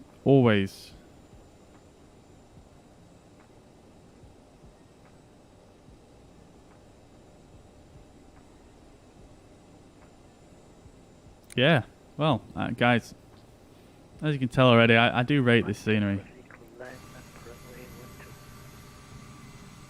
I'm getting quite a lot of stutters in this area though, but I think it's because it's a photogrammetry area, so I'm going to blame that. I think that's something to do with it. Chris, welcome back. I hope you're doing well. Am I on live players? Yes, we are indeed. Yeah, I'm on live players.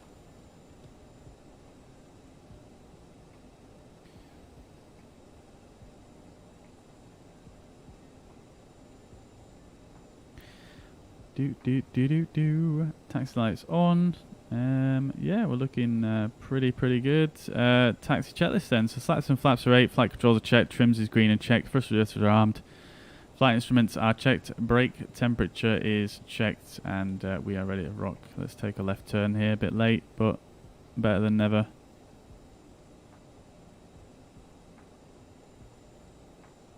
And then we're going to take a right turn just before the runway.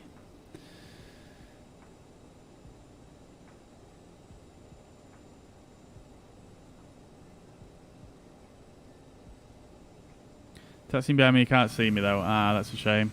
Valencia traffic, taking off runway 12. That is a shame. Hopefully I'll show up a little bit later on, but yeah, it's just Microsoft Flight Simulator, isn't it? Roll on Reno Air Races. That's all I can say.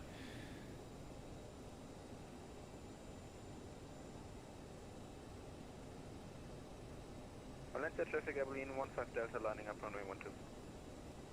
It's pretty busy here at Valencia, isn't it? I didn't realise it was such a popular airport on VATSIM.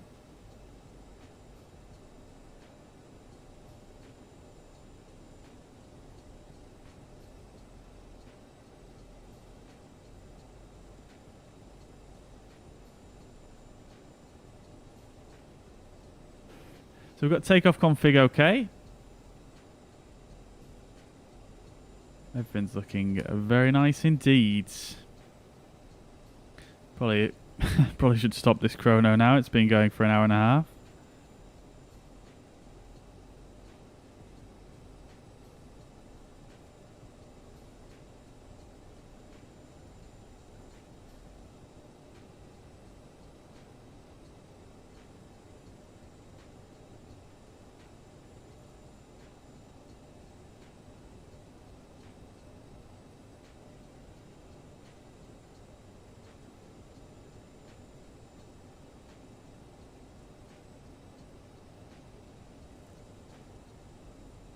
Alright.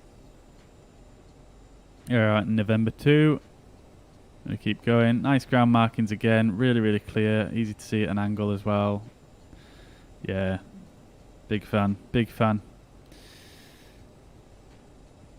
Let's get a quick METAR check to see what the winds are like. Winds are 110 at 9 knots. So we're going to have a little bit of wind coming from our left on a departure.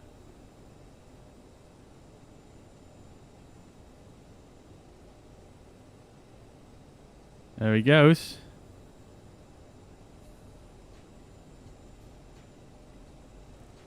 Pretty nice weather here though in Valencia. A few more clouds, a few less clouds, sorry, than Palma, which is nice to see. Alright, great stuff. So we've got all the checklists complete. We've got a before takeoff checklist complete. So we can more or less... Actually, we haven't done this one yet, have we? So lights and strobes will turn on as we enter the runway. We can turn our weather radar on. Fuel crossflow is manual. Flight attendants are advised. TCAS is on and set. Radar is set and CAS is checked and okay.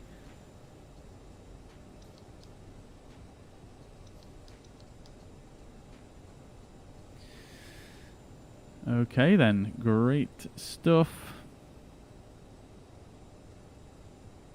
We should probably be okay to just take straight off once we reach the runway, because that guy's already long gone.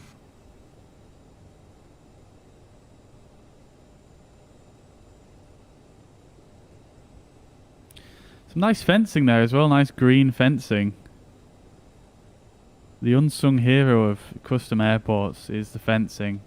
If it's missing a fence, it's always a bit weird, to be honest, having an airport with no fence around it. And this is obviously photogrammetry that's not loaded in properly.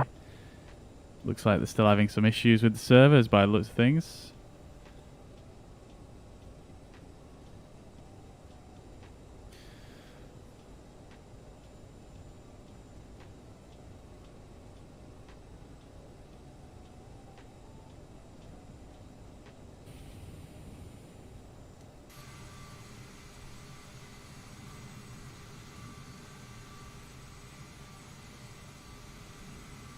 Got Acer following behind us. Love to see it.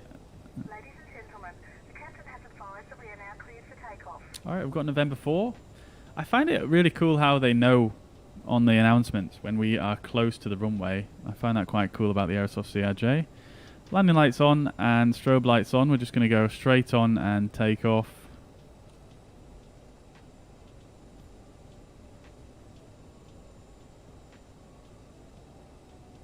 Valencia traffic, Enos from 8310, lining up and taking off runway 12 on the Center 7 Golf departure, Valencia traffic. So it doesn't look like there's anyone coming in. They haven't announced their position if they are. Takeoff mode is engaged.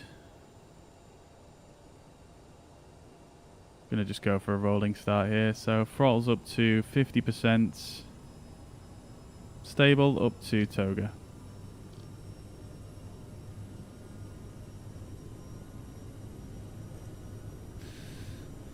A little bit of forward pressure on the yoke.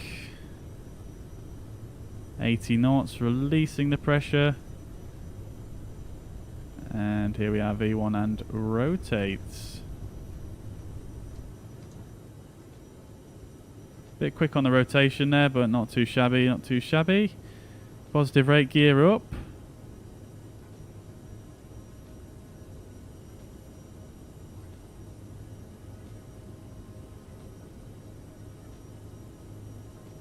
We're going to get nav mode in. And we'll go to climb thrust. We'll get to flaps 1.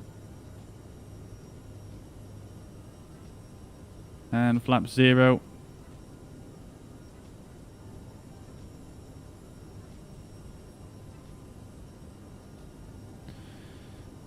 Alright, great stuff.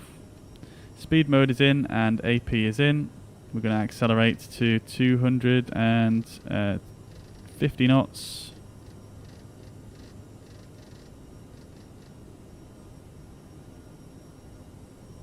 And we'll go to standard pressure. Valencia traffic, Aerosoft 8310 is airborne, passing 3,400 feet for flight level 340, Centre 7 Golf departure, Valencia traffic. Great stuff. There we go, guys. Beautiful. Alright, so let's just monitor how it does on this Dme Arc. So we're taking that little right wiggle that we needed to do on the departure here. Manacle was one of the VATSIM guys that just took off. Amazing, dude. Awesome, awesome, awesome. You should have said earlier. I would have listened out for you on the radio.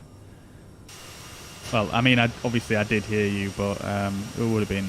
It's always nice to know if someone's watching and they're on the VATSIM. And yeah, looking from above, this photogrammetry looking very, very nice from above. Shame we get those frame rate drops on the ground, but you can't deny that photogrammetry does look super nice from the sky. It looks so realistic. Look at this down here. This just looks super cool, doesn't it? It looks like the aircraft is paying attention to the climb speed now on the in speed mode, which is nice. Obviously it didn't do that last time for us.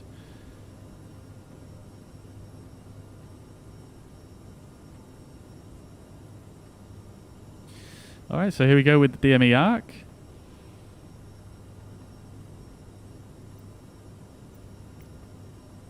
It's an 11 Dme Arc, so we've got distance here. We're going a little bit above it, but let's see what it does. Approaching 10,000 feet. Let's speed up to 290 knots now as well.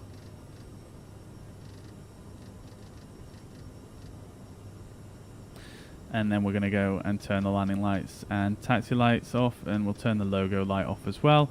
We'll get the crossflow to automatic, and we'll turn the seatbelt signs off as well. We'll go ahead and disarm both of the thrust reversers, and we'll do our climb checklist.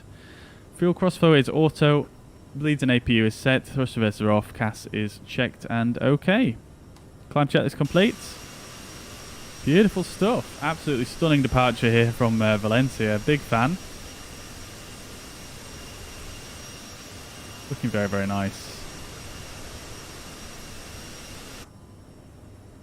Very nice indeed. We're going up quite high here in the CRJ, so we might have to just reduce the climb speed, or increase the climb speed, sorry, once we get a little bit higher here. But we'll see how we get on. So we're intercepting the Dme Arc now.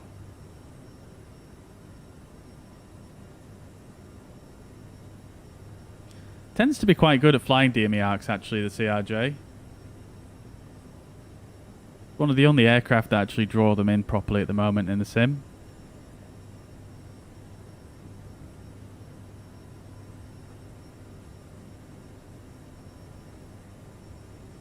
We do have some controllers on, so let's just see if they're going to affect us at all. Ladies and gentlemen, we are now serving sandwiches. Sandwiches on the go, guys.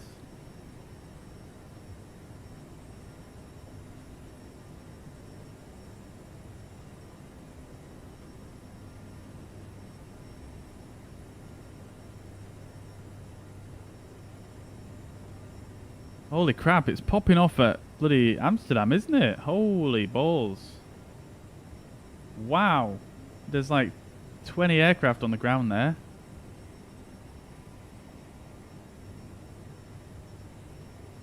That's wild.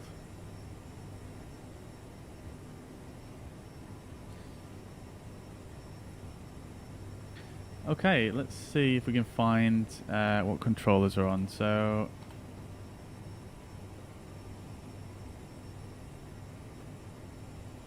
yeah, nothing for us, unfortunately. Look at this though, look at Amsterdam, holy.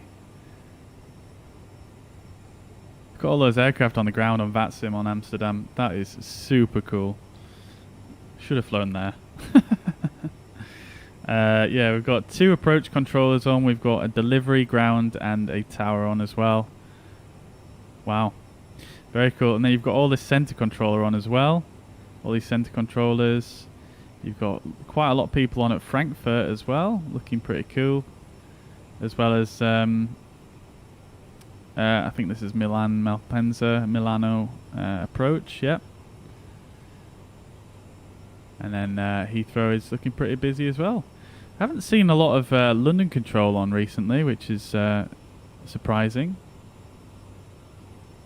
Nevertheless, looking pretty good. Flying the Dme Arc quite fine now. We're just leaving the Dme Arc, so that's good. So from here we're flying outbound. Well, we're on the 144 radial for the CLS VOR, which is the blue needle here. As you can see, we're more or less pointing straight towards it. 324 inbound course. Obviously our heading is slightly different, but obviously we're flying a track here. We've got a slight crosswind, so we're going to be kind of pointing off to the side a little bit, so that's all looking good there. Flight level 80 at Calais, which we're easily going to make along with centre at flight level 100 as a minimum. I'm actually going to speed up a little bit in terms of our climb speed here. I'm going to go to 300 knots as we're getting quite high here on the altitude.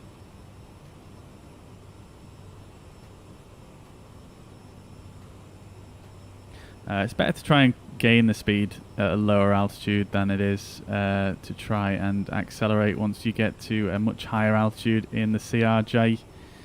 I've learnt that the hard way many times.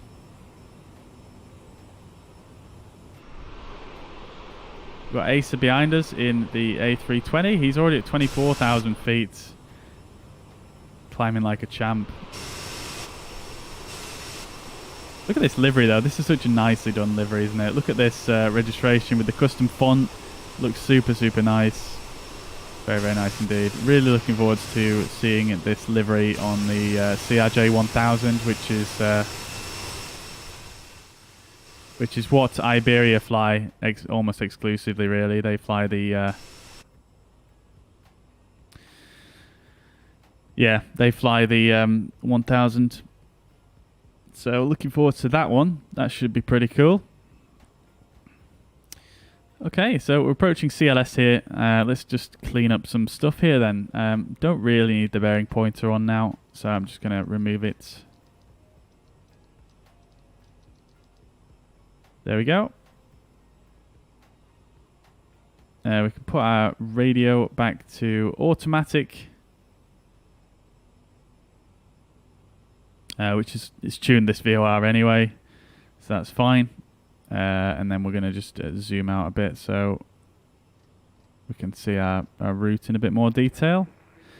As you can see, we do have a top of descent this time, which is bizarre. I'm not sure why we didn't have one last time, because it looks like our legs page looks very similar. So you can see our missed approach here. So this is our final waypoint, 02 BLV, which I assume is probably about 2 miles out from the runway at 353 feet. So if we actually look at the chart,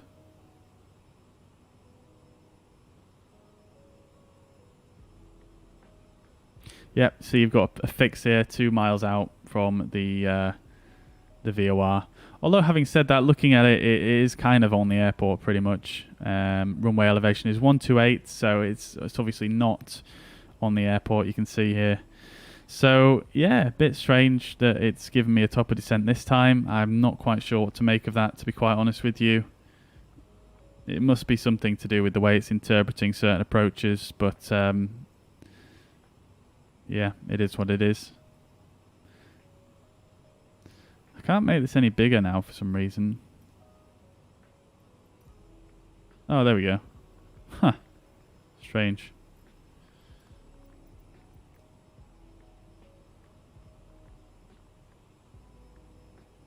Alright, great stuff. So on to our en route portion of the flight. The arrival is going to be RNAV only, so we're not going to tune any nav aids for that.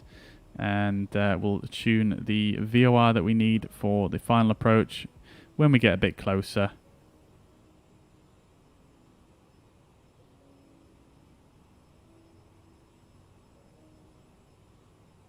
Okay. Great stuff. Got a little bit of bumpiness coming over these mountains here. Yeah, I love how Love how good this sim looks. Oh, it's so good. After flying X-Plane a few times recently, you know, you can really see the difference in the fidelity. It's just brilliant. Absolutely brilliant. What I'm going to do as well is I'm going to set our landing elevation real quick before I, well, we might as well do it. We've not got too much else to do now. So 120 feet.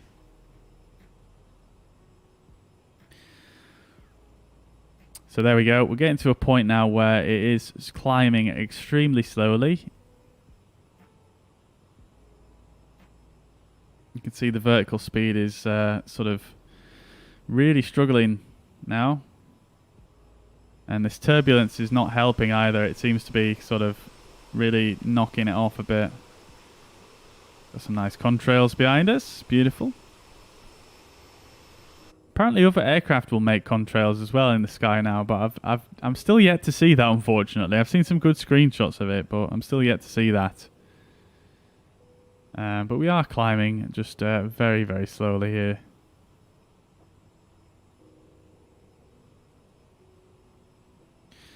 Hopefully once we clear these mountains, which is quite a way away,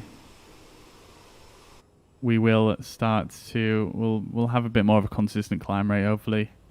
We'll see. We'll see what happens.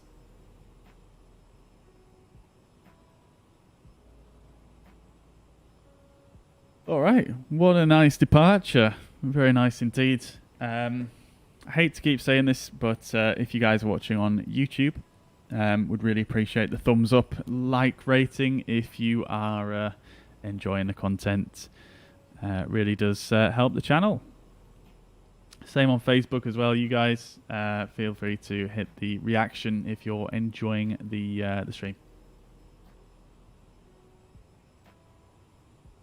Getting very, very strange results on Facebook recently. Very, very strange results indeed in terms of the stream. And after we had the connection issues today as well, I'm more and more getting tempted just to go YouTube only, to be quite honest with you. I'm getting a little bit frustrated with sort of doing multi-streaming. It's just not that enjoyable having to set everything up. And I feel like the connection issue we had today was in fact to do with the Restream client. Because essentially what I'm doing when I'm streaming right now is I'm sending my stream to Restream and they're then sending it to everywhere else. So my connection is with them. So it must have been something with them. And I've never had any connection issues when I've directly connected to, say, YouTube, for example. So we'll see. We'll see.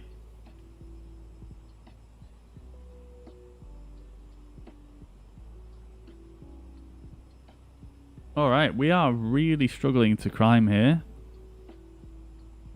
Really struggling.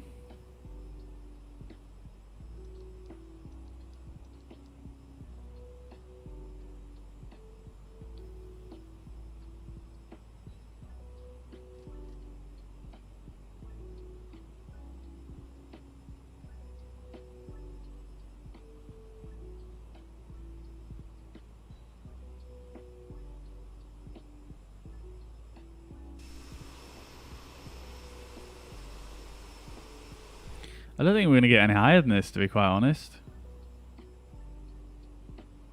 I'm tempted to just level off at I'm tempted to just do a small descent to 30,000.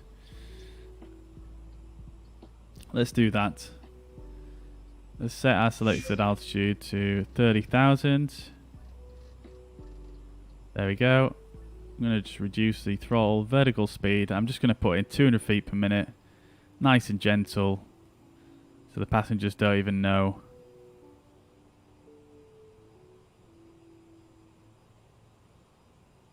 And we're just going to level off at 30,000 because it doesn't seem like it wants to climb any further with this rate of, well, this weight, sorry.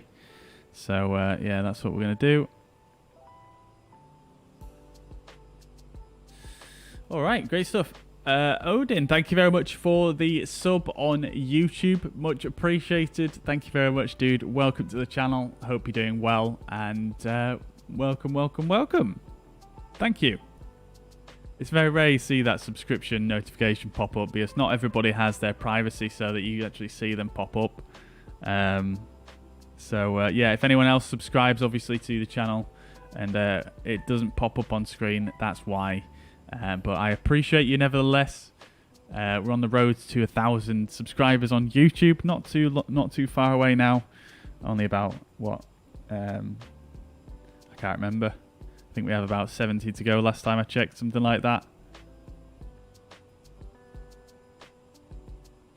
What speed am I doing? My speed indicated is 290 knots, but we are our ground speed is 435 knots.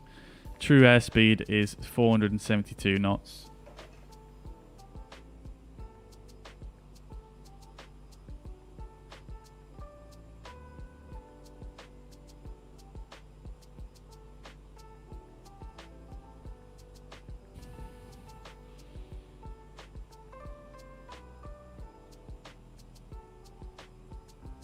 It really is very relaxed about this descent. I've set 0.2 feet per minute.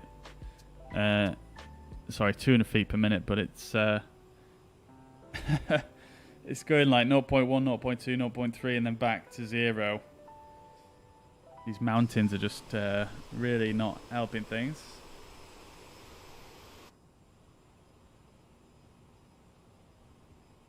But we'll keep it going. My ground speed is 443, true airspeed 478. Ah, so we're going basically the same speed then. Beautiful.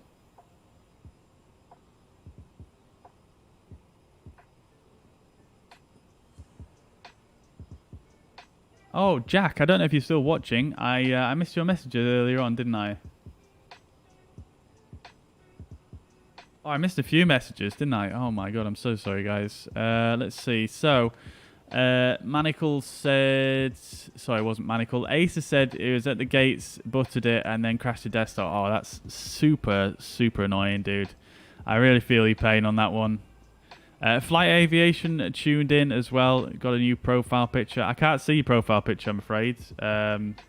Because I'm using Restream Chat, so I don't actually see your profile picture. But I'm sure it's very good.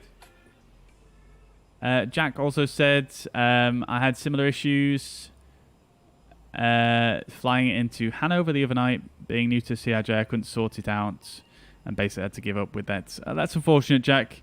Highly recommend checking out my tutorials if you've not seen them already.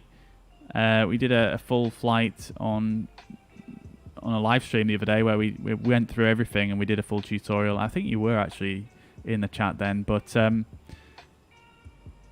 yeah, if you have any questions, feel free to send us a message anytime, mate. Anytime on Discord, on Twitter, wherever you feel is best. Facebook, I'm quite active on Facebook, so might be quite good as well. But if you've got any questions, I'm more than happy to answer them. Daniel also asked as well, sorry again I missed a few messages just when I was landing there. Is the Mallorca Valencia a real life Iberia route? Yes, it is indeed. Yeah, Daniel, if you look up Air Nostrum 8400, or in fact if you Google Iberia 8400, you'll see it shows up as a real world Iberia CRJ 1000 flight.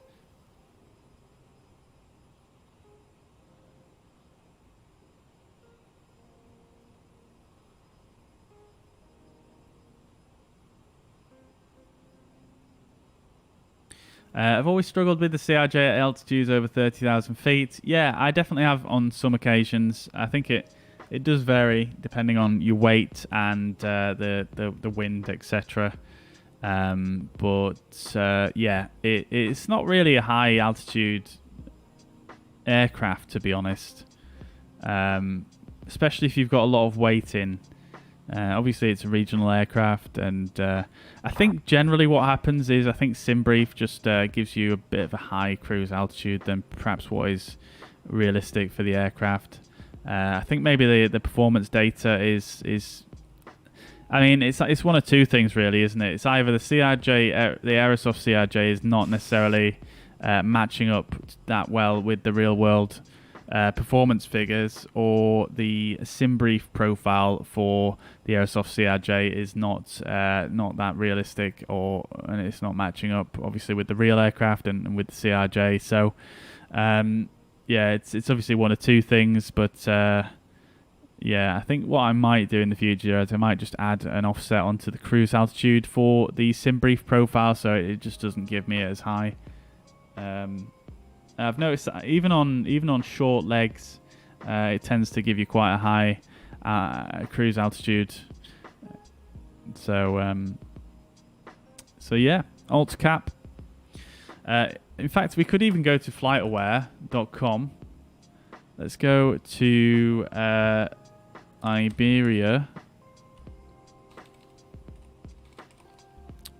8310. Let's see, what cruise altitude did they actually fly this flight? Okay, so it's expected to depart in 10 minutes, which is quite cool, but we can look at one of the previous flights.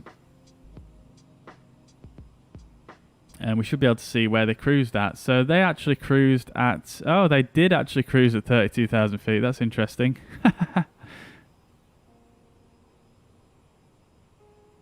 And look at that. It increased in speed before they descended. The captain obviously forgot about the thrust levers. I'm sure he didn't, but yeah. Let's see. Click on another one. Let's see where else they cruised at. 32,000 again. Interesting. Although bear in mind this is the CRJ 1000, which they are using in real life, which is a little bit more powerful, and obviously a bit bigger as well. So yeah, that could be something to do with the discrepancy there.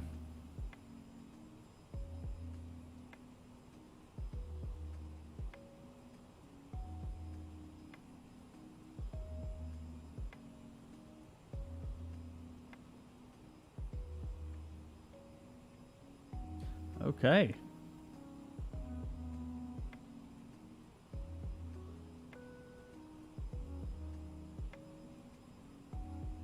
Okay. So we're kind of chilling here. We're at quite a high power setting, but we're doing all right. We're holding 300 knots. I'm surprised it didn't switch to Mach units. Actually, I thought it changed to that somewhere after 20-something thousand feet, but oh well. We'll crack on. Top of descent isn't terribly far away.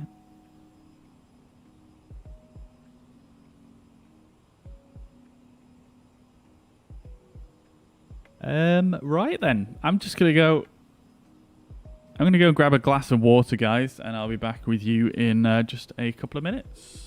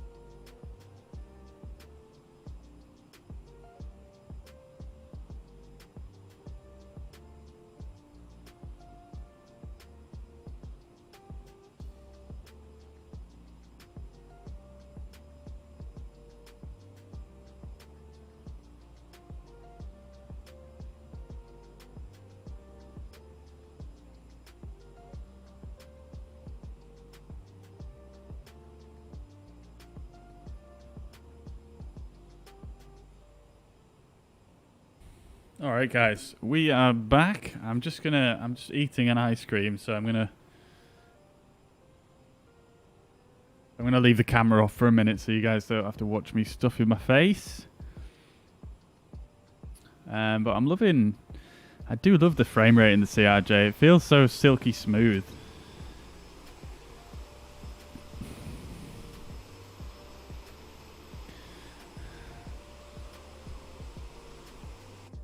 It's funny, like, since the performance update in Microsoft Flight Simulator, I actually get better frames in Microsoft Flight Simulator than I do in X-Plane. It's crazy.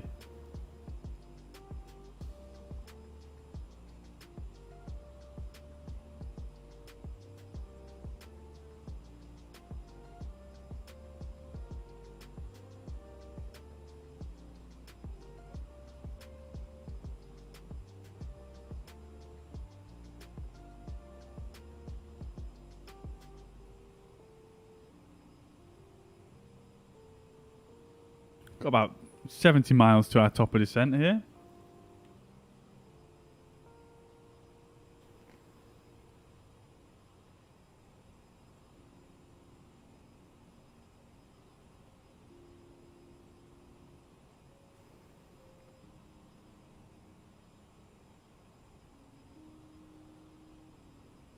And on YouTube, not that you guys will probably care that much, but we're 55 subs away from 1,000. So if you're watching and you're not subscribed to the channel and you're enjoying the content and you want to see more like this, then please do consider hitting the subscribe button.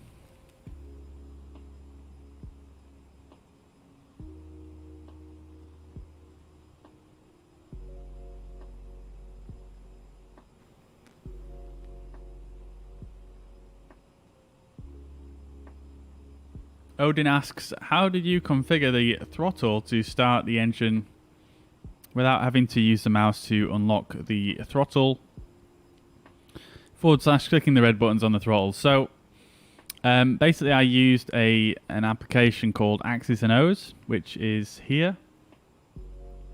This is what it looks like. I'm not sure why it's all grayed out right now. There we go. Okay. So, yeah, I'm using a program called X's and O's, and I basically just wrote a bunch of scripts. They're called Rpn Scripts. So, for example, you've got a few down here. And, yeah, so basically just wrote a script like this and assigned it to a button on the throttle. And, yeah, basically it just allows me to do some functions that you can't bind through the default menus in Microsoft Flight Simulator. And it works really well. If you have the TCA Quadrant, then I actually have a download for this template for X's and O's on flightsim.to. You can download that if you want to give it a go. It does work with other controllers as well, but you'll obviously need to make sure you can, bind the various different things to different controllers. So you'll need to sort of rebind everything and kind of understand what each script does. But they are pretty self-explanatory, and you should be able to work it out pretty well, I think. I've also done a video on it as well on my YouTube channel. So if you look for... in fact, I'll just get you a link for it. Why not?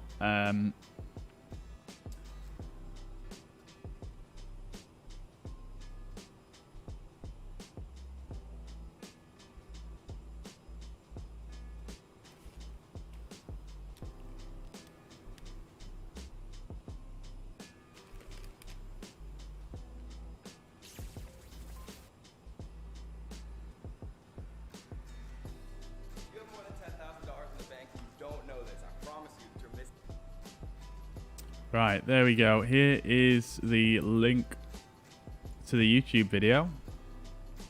And, I mean, it doesn't explain all the ins and outs of how the scripts work. But it explains how you can import them and how you can use them with X's and O's. But it's quite self-explanatory. And if you look on the link in the description, there is the link to the flightsim.to page where I put the template, and if you look on there, it tells you a description of what each of the scripts is, what it should be assigned to, or what it does. If I remember correctly, actually, I'm just going to check that it actually does say that. Hello everyone, welcome back to the channel. I hope you're all well, and thank you.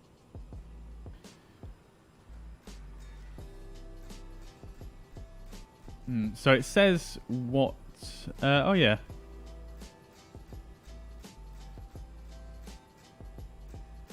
So it says kind of what it's assigned to on the TCA gear. But it's, like I say, it's quite self-explanatory. If you've got a different controller, for example, you know, you can see here what each thing does. So, for example, APU power, that's the APU power button. APU start, that's the APU start button. These are lighting and flight directors. Heading, nav, speed mode on the autopilot. The only things that are confusing is really these ones here. So these are the binds that are kind of...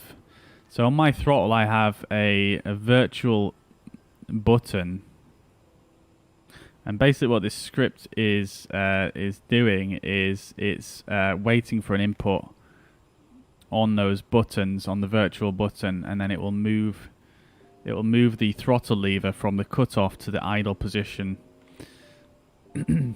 But it's also set up in a way that it will only allow you to move those throttle levers forward into the idle position if you lift up one of these red tabs. So the red tabs are actually bound to a button, which is these cutoff scripts right here.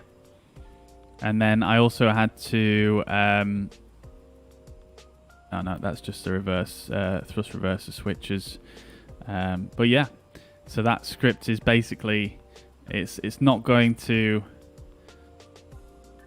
allow you to put the thrust levers into idle unless you lift up one of the red buttons like that. You can see these green lights appearing when I'm twisting the knob here. So that's roughly how it works. Like I say, it's relatively self-explanatory, and even if you have the TCA Quadrant, what is going on here? Look at all this noise. That looks horrible, especially if you zoom out. Look at that. That looks terrible. But yeah, like I say, if you've got the TCA Quadrant and add-on, you should be golden. You should literally just be able to import it in, and it should just work pretty much like a dream. Oh, you've got the same throttle. Amazing, dude. That should be super easy for you then.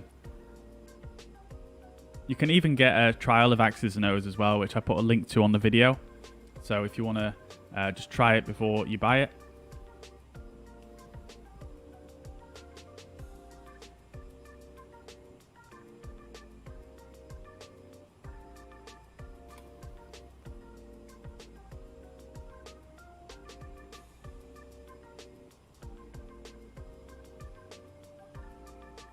Oh, we've got Madrid Radar online. Manacle.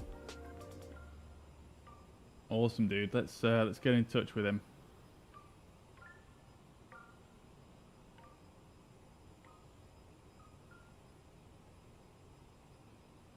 Which frequency do I need actually?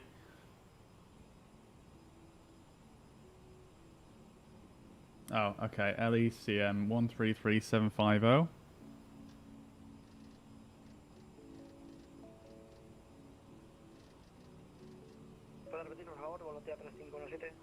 Volante 3517, no hay problema. Está identificado. Espere SEGAM 2 Quebec y LS Zulu pista 30. Pues esperamos SEGAM 2 Quebec, pista... bueno, esperamos el IDS a 30 de Bilbao. Volante 3517, gracias. Europa 22 Alfa Bravo, descenso para 6000 pies. Just gonna wait for a time to speak. Europa 22 Alfa Bravo. 6516, share number 2, after Karma cleared Alice approach Zulu 30, report established. Raptor number 2, and please say again the waypoint. It's Karma, Kilo Alpha Romeo Alpha Mike,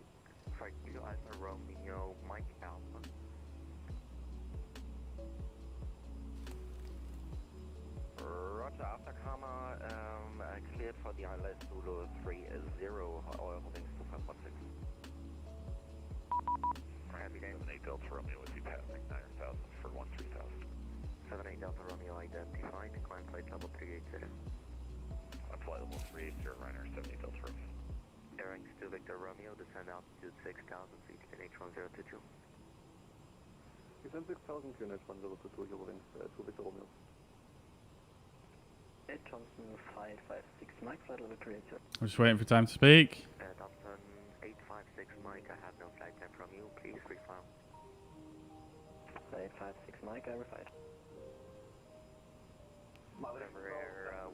Oh, it's so busy. It's so busy.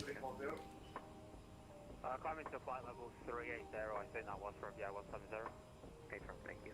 Air Portugal 1018, Madrid control, hello. Expect Toledo to Charlie arrival, Island Zulu 3 to left. Expect Toledo to Charlie arrival, LDS Zulu 3 to left, Portugal 108. Then Ostrom 8. Hotel Yankee 1320 degrees now. Come on. Runway 30 cleared land. 30 cleared land, you're wing 9 Hotel Yankee. 341, reduce speed 250 knots or less. 250 knots or less, line 1341.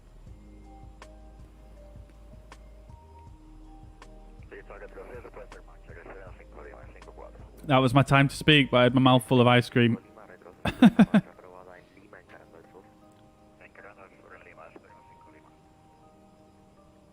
Air Nostrum 8310, flight level 300, leaving Delta Golf Oscar for Segam. Samson 856, you're identified, proceed direct Corno, Kilo Oscar, no, November Oscar.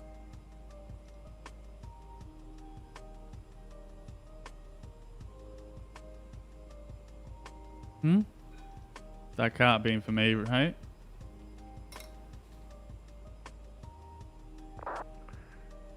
Maverick Control, Buenas tardes, GN217, information Bravo, gate 332, clearance to Praga, S5, please.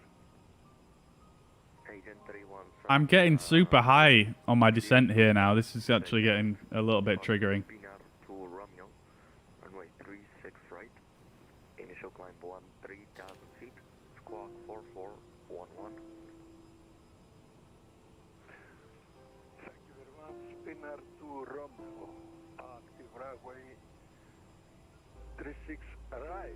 Initially on 3,000 feet and squawk 4411 and GN317. Agent 317, read that correct.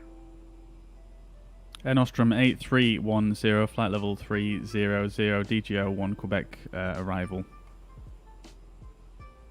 Air Nostrum 8310, muy buenas. Expect Dallas approach Zulu runway 30. Expect ILS Zulu, runway 30. We are ready for descent as well. Air Nostrum 8310. Air Nostrum 8310, descent flight level 090. Descend flight level 090, Air Nostrum 8310.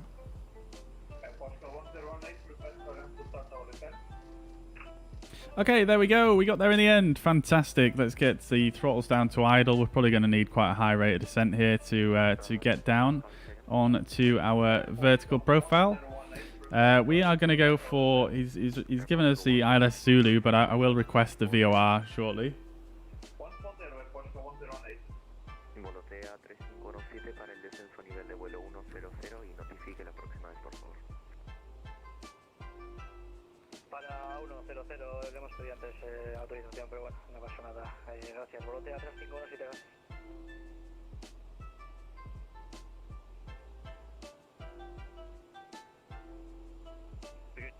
Buenas tardes, Iberia 3340, information Bravo, type A320 on stand 334, IFOC clearance to Marrakesh. Iberia 3340, you're number 1, clearance and request on mine.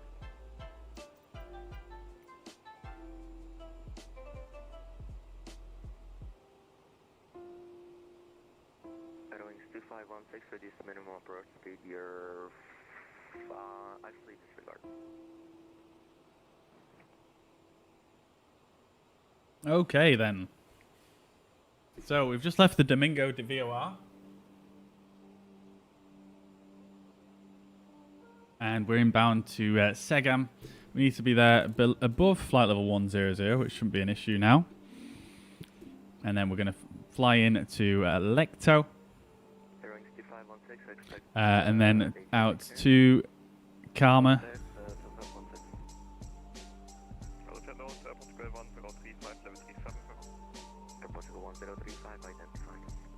Actually, no, we're going to Lecto, aren't we? And then to Paki, and then onto the approach, I believe.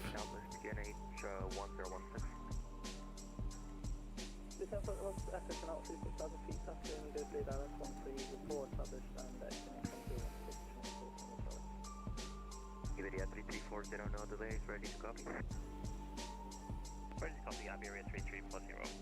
Iberia 3340, cleared to destination via flight route. Alright, let's get the VOR tuned in, 115.9. Initial climb 13,000 feet, squawk 4412. Clear to Marrakesh by the Victor Tango Bravo for Lima. Departure runway 36 left. Squawk is 4412. Initial climb 13,000. Let's just check our legs page, make sure everything looks good. Everything looks good.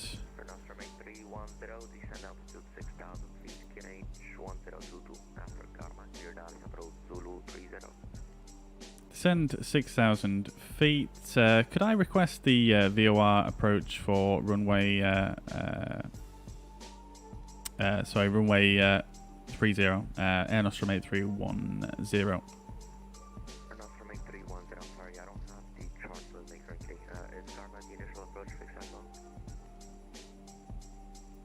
Stand by at Air Nostrum 8310.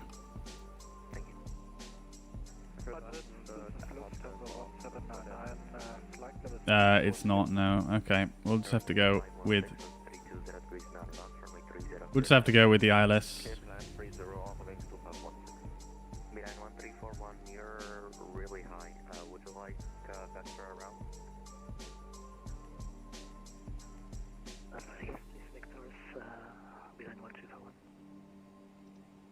Alice 30 Zulu. Karma executes. Okay, cool. So we're now a bit high according to the VNAV.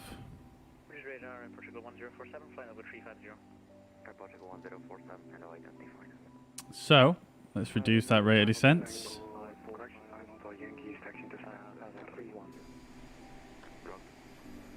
Look at this. Oh, baby, where's it going?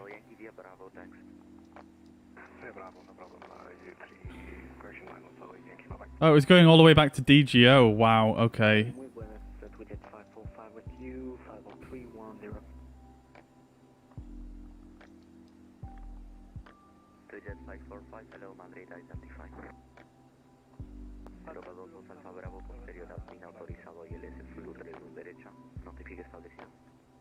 Llamaremos establecidas posteriores BIN 32 derecha Europa 22 Alfa Bravo. Student 545 request climb flight level 370 please. Student 545 climb flight level 370. Flight 370 Student 545, thank you. Restart all hours, Puerto 5 Lima. Let's get the ILS Zulu in anyway. 110.3. Make sure we've got that tuned. We do. Okay, that's great. Manual tuning is on. Okay, fantastic. So what I'm going to do is I'm just going to have a word with the controller and let him know that the aircraft's just gone weird on me. And we'll have to sort that out. We'll get the correct QNH in. Control Z317, gate 332, ready for push and start. Ryzen 317, push and start, facing south. Facing south. Approved, Z317. Good afternoon. Airport looking for Delta 35. Airport 104 Delta, thanks. Where is it? Oh my god, why has it just done this huge turn? Air Nostrum 8310, just had an issue with my LNAV. Could I request a direct to Karma? 8310, roger. You're clear VOR approach, runway 30 and report established.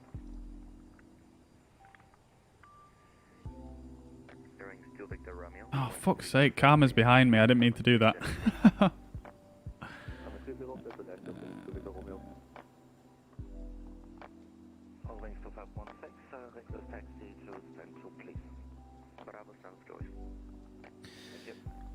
Nostrum 8310. We reconfigured for the ILS Zulu for 30. Please confirm cleared for ILS Zulu Nostrum 8310. Nostrum 8310, have an aircraft behind you, so for now, descend to flight level 70. Turn right heading 100, and I'll call you back. Send flight level 70, right heading 100, Nostrum 8310. Volotea 3517, descenso para 6000, posterior Karma autorizado ILS Zulu, pista 30, notifique establecido. God damn it, man. This aircraft has just totally screwed me here. Well, I mean, to be fair, the direct I requested was wrong, but the way it took that turn was just so ridiculously wide. It's just totally thrown my pathing off. Oh god, that's so annoying.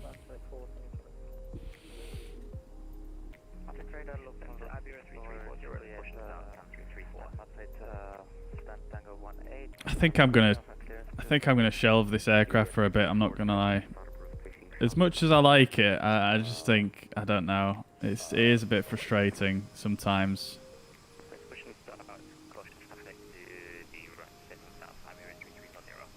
Nice clouds here, though. Some nice clouds.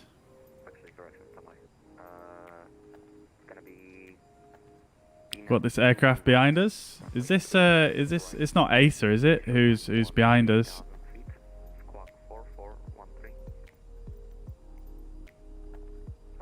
So we reconfigured for the ILS now. He cleared up us for the VOR after we'd reconfigured. So we'll put the minimums in of 438 whilst we're here. 440, there we go. That'll do. And the landing elevation is in.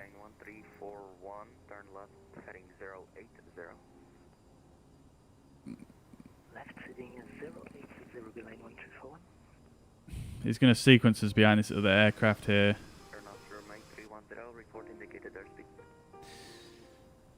Indicated airspeed is 265. We are slowing down Air Nostrum 8310.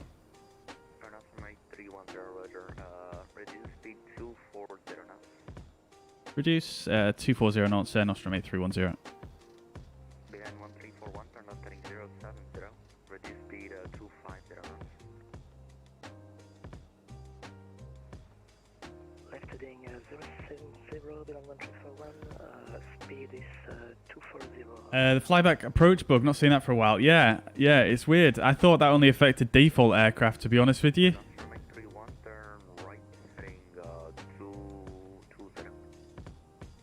Right heading 220, Air Nostrum 8310. Portugal 1018, descend 5,000 feet, levels over Quebec, QNH 1020.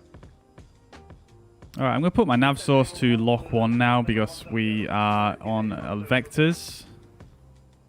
Portugal 1018, 5,000 feet, over Quebec.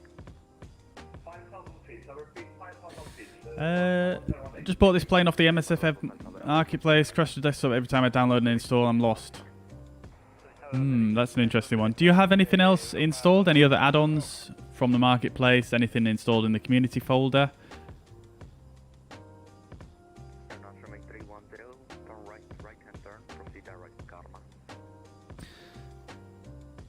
Say again for Air Nostrum 8310.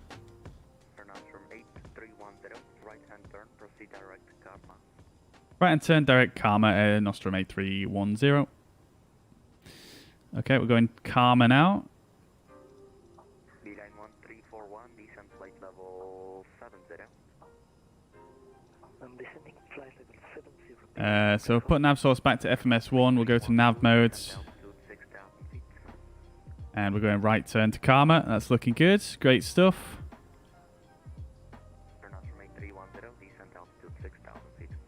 It's N6000 Air Nostrum 8310.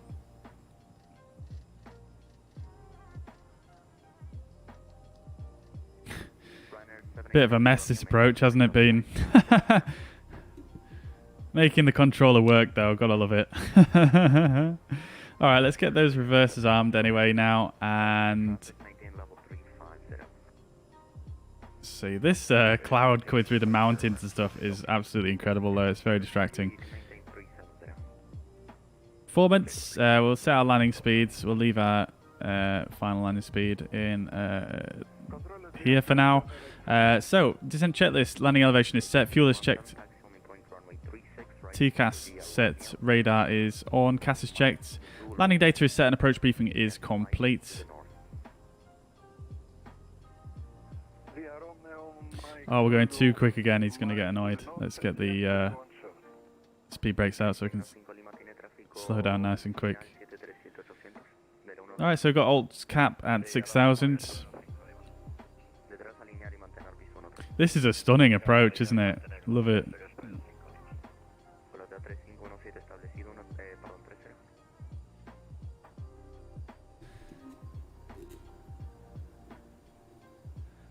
I like the plane, but Aerosoft are too slow to fix things. Yeah, they are. They have been very slow at sorting stuff out. It's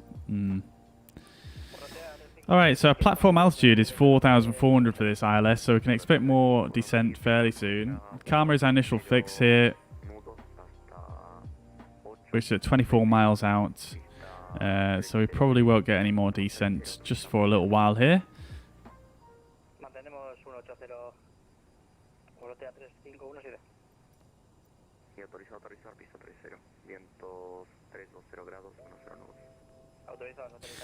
All right, let's see. So I circled as I was right behind you. Amazing, dude. Then you did the same. Yeah, sorry about that, dude.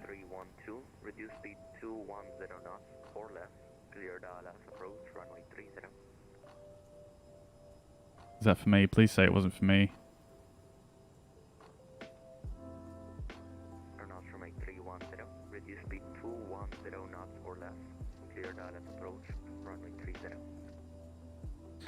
Sorry, I missed that.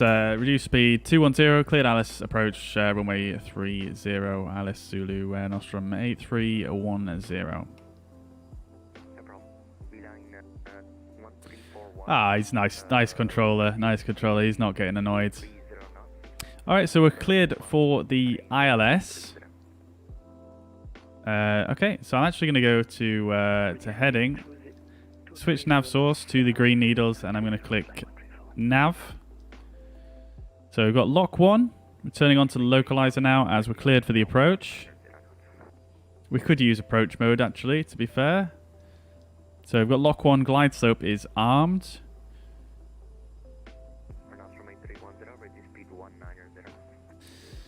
Reduce speed 190, Air Nostrum 8310.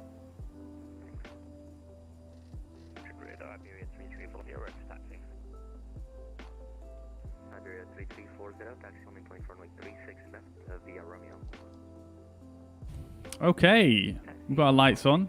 No, we don't. Seatbelts can come on. And we're good on every other front. There's the runway in front of us, very far away still. 20 miles to go. He's kept us nice and slow though. So Logan Warrior, if you've got other add-ons in your sim, I mean, I suppose depending what they are, might suggest looking at temporarily removing them before you next try and install the CRJ potentially. Yes, I'm not seeing any widely reported issues with people having crashes with the CRJ when they install it at the moment, so I might suggest that it could be another mod that's conflicting with the CRJ.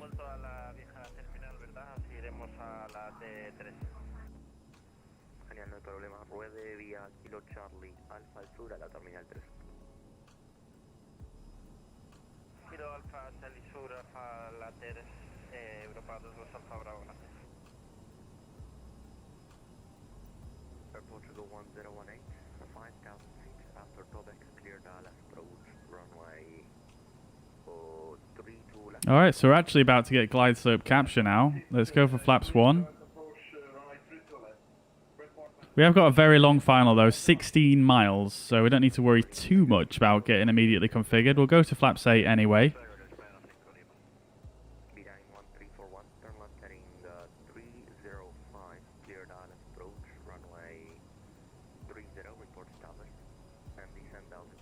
Ace is in a hold still. Are you flying on VATSIM as well, Asa, or are you just sort of holding?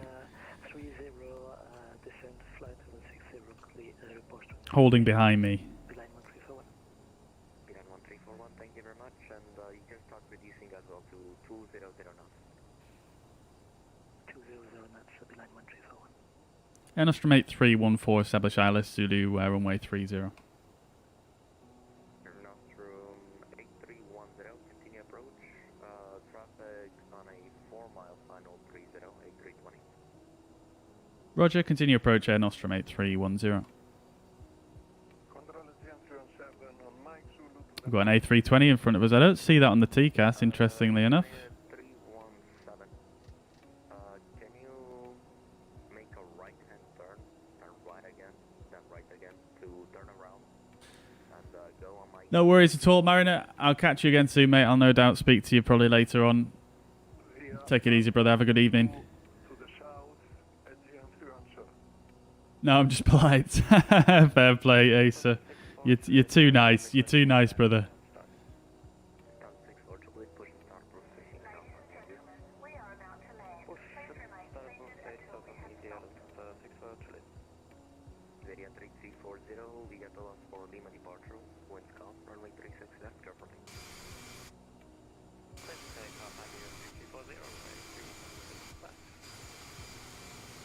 This is a pretty nice approach, isn't it, guys? Really is. Alright, let's set our VREF speed as well on the bugs. So flight attendants are advised, passenger signs are on, thrust reversers are armed, and then landing gear and slats and flaps will get put down as we come closer on the approach here. So we're going to take that as landing checklist complete. Going to reduce the thrust now and start getting configured. So we are 8 miles, 8.7 miles out. Let's go to flaps 20.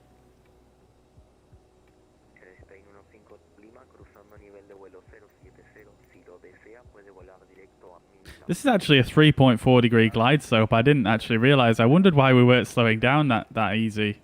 But that's pretty cool.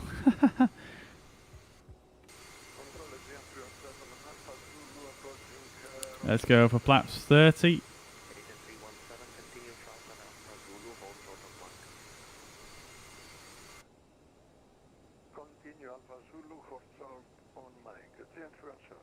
We'll get the gear down at 2,000 feet, and we shall wait for flaps full. We won't go flaps full just yet.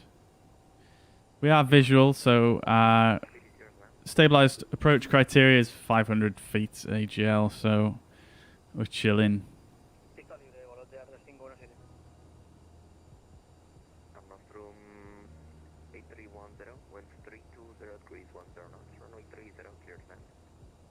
Runway 30, clear to land, Air Nostrum 8310.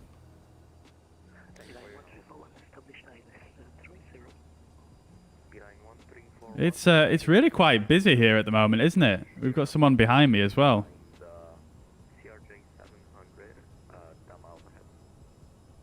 Okay, cool. So, 4.5 miles, 145 knots. Let's go for flaps full.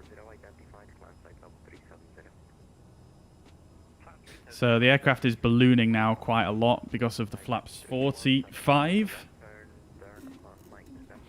Let's get going. Lyle, welcome to the chat. Hope you're doing well, mate. Good to see you. Mariner, I will check your message in a little bit. I'll send you a message back. All right, let's get going then. So I'm going to release the autopilot now. And let's fly the rest of this approach manually because it's gone a little bit skew with here.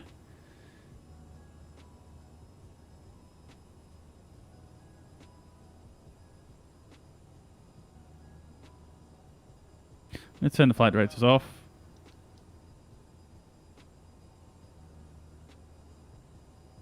So I've got one red at the moment. 2 reds now. So 2 reds, 2 whites.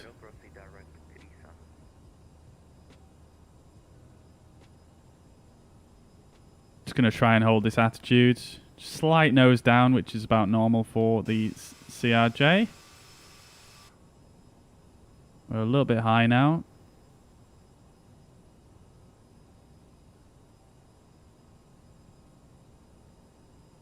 Iberia 3340, proceed direct Greece, Charlie Romeo India Sierra Alpha. 400.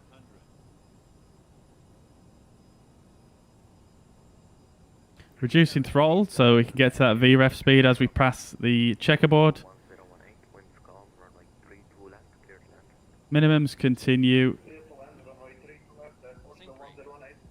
It's a great warning, not sure why. 50, 40, 30, 20, 10. Lufthansa 6 for Juliet, ready for taxi. Lufthansa 6 for Juliet, taxi only point runway 36 right. Via Let's go for idle reverse. There we go, beautiful stuff. Not too shabby. Not too shabby.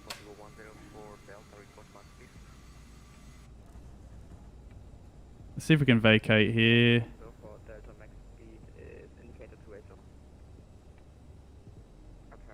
Yes, we can. Let's get the flaps up. 97 feet per minute. Can't complain. Pretty good, pretty good, pretty good. Thomas, welcome to the chat. Hope you're doing well, mate. Good to see you.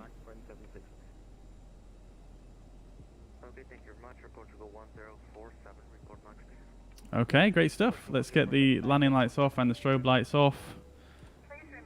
We'll get the thrust reversers disarmed. Thank you. Airport 104 Delta, any chance you could increase speed, Mach 178? Great stuff. Let's get the probe heat turned off as well. Seatbelt signs can stay on for now, and everything else is ready to go. Good stuff. After landing checklist. APU is off. Transponder is still on. Because we're still under control by the controller. Flap 0. Lights are set and probes are off. After landing checklist complete. Runway 30 vacated. Air Nostrum 8310.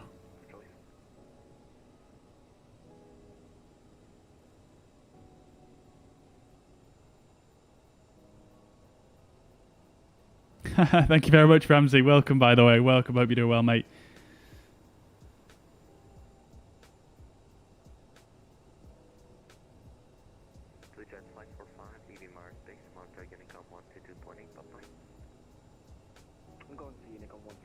I'm just going to taxi at my own discretion because he's not giving me instruction. I think it's not an issue when this is a center controller.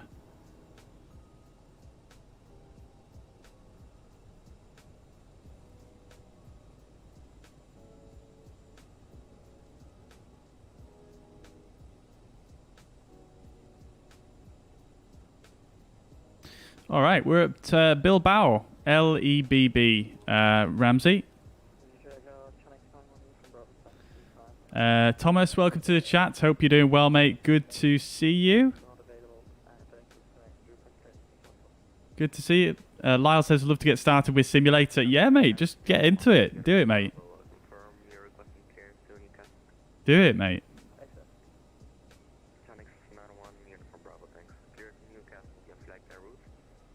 Very cool terminal building here at Bilbao.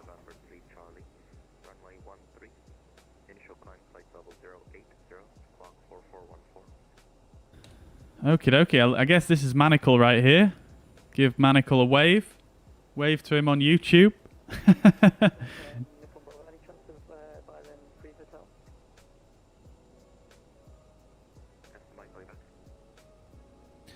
Lyle says, just don't need what's...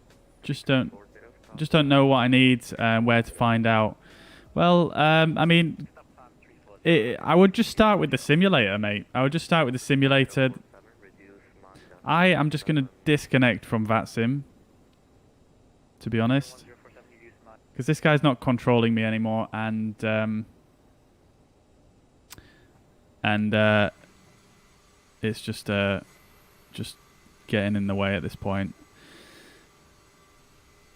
So I'm going to come in for this stand right here. Stand 7. I'm not going to turn too late this time like I did last time. Let's get the taxi lights off so we don't blind the ground crew. And let's swing it in.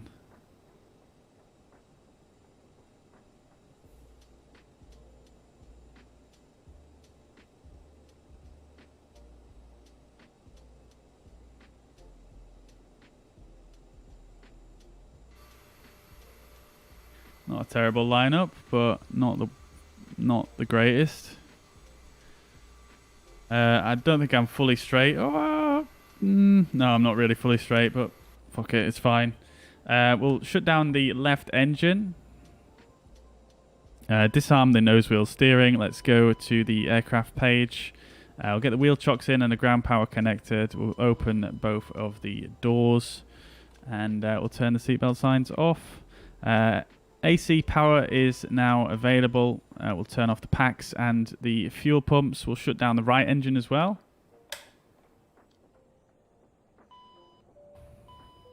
Beacon light can come off. Beautiful stuff. Great stuff. Okay, I'll just get back to the chat in just a second here.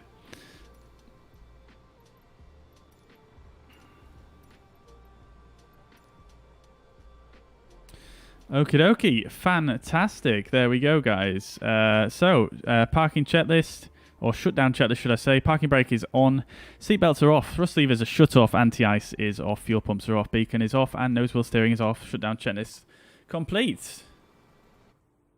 All right, beautiful. Welcome to Bilbao, guys. Absolutely stunning airport here in Spain. Just catching up with the chat here. So yes, it is a Payware airport, Ramsey. There is a freeware version on flightsim.to, but it's not quite as developed as this. Yes, it is a Payware, and you can get it on beautifulmodelworld.ru. I know it sounds dodgy. It's not. You'll have to trust me. But yeah, it's pretty nice. It's pretty nice. It's a good website. You get like 10 airports for like 24 euros, so it's like super nice. The last airport we landed at as well, Valencia, is super nice and really well done as well. They've got a really nice version of Venice as well. So yeah, recommend checking it out.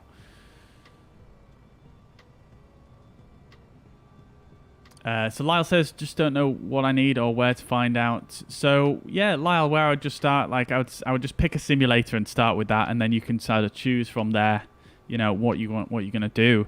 So yeah, I mean, Microsoft Flight Simulator obviously is a good choice for something that's really modern. There is a new version of X-Plane that's probably going to be announced pretty soon, so I might also wait for that one. So I would start with the simulator and then sort of build it out from there, because you know, you don't necessarily know what you're going to be super interested in and what you're going to end up flying, so there's no point in, you know, going balls deep down one alley and then finding out you don't really like doing that kind of thing. So yeah, it's probably worth just getting the simulator to start with and having a mess about and seeing what you like. There's plenty of tutorials and videos online in terms of how to do the flights and what you need to know.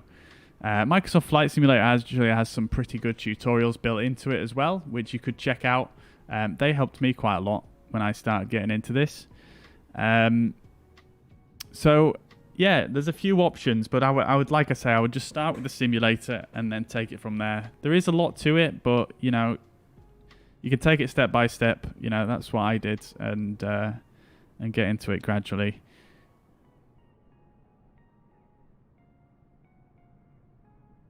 Ramsey, I'll get you the link for the airports. Bear with me 1 second.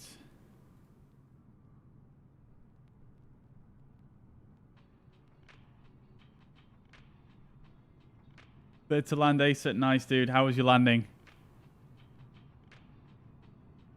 You were the BL1341. He forgot to make me descend. Oh no.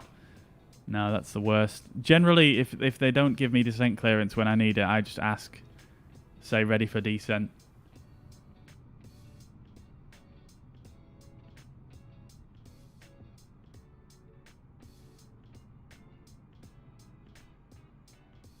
Yeah, so the link to the scenery is here. Oh, I've just posted that on YouTube, not elsewhere. I didn't mean to do that. There we go. Yes, I did say balls deep, yeah. But yes, Lyle, I would take that avenue and yeah, I mean, obviously watching streams as well, you can ask questions on what people doing and things like that. I mean, at least in my stream, I'm always happy to try and help people out as and where I can do. So yeah, that's where I would start with it. That's what I did anyway. If you've got an Xbox controller, you can even start with that. If you're on Microsoft Flight Simulator, it works relatively well to get started with. And yeah.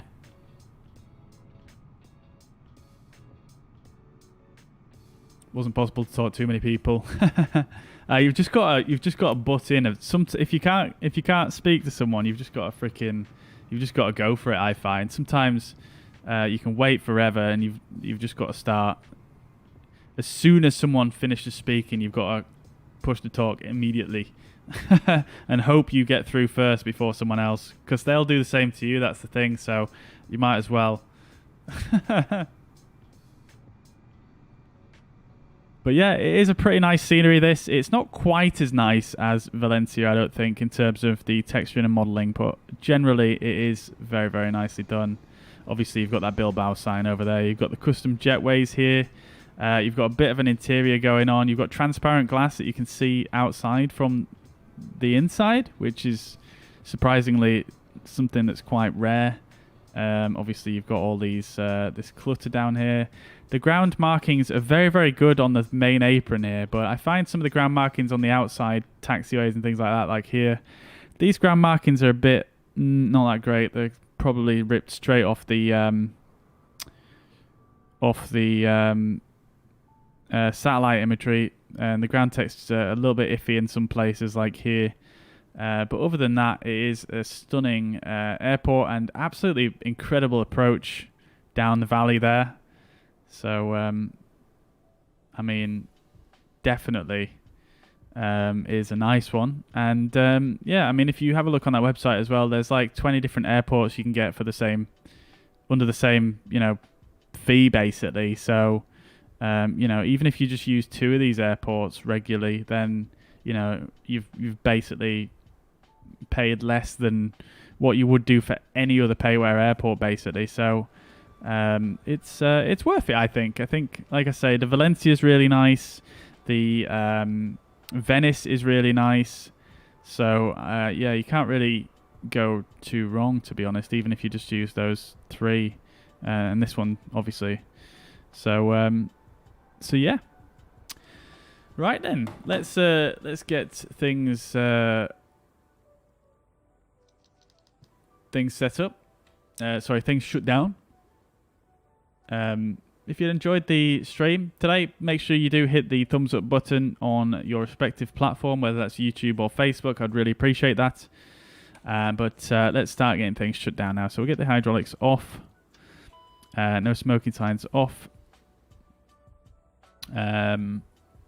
Right, that's it for now. We need to do the securing checklist. So let's go ahead and do that.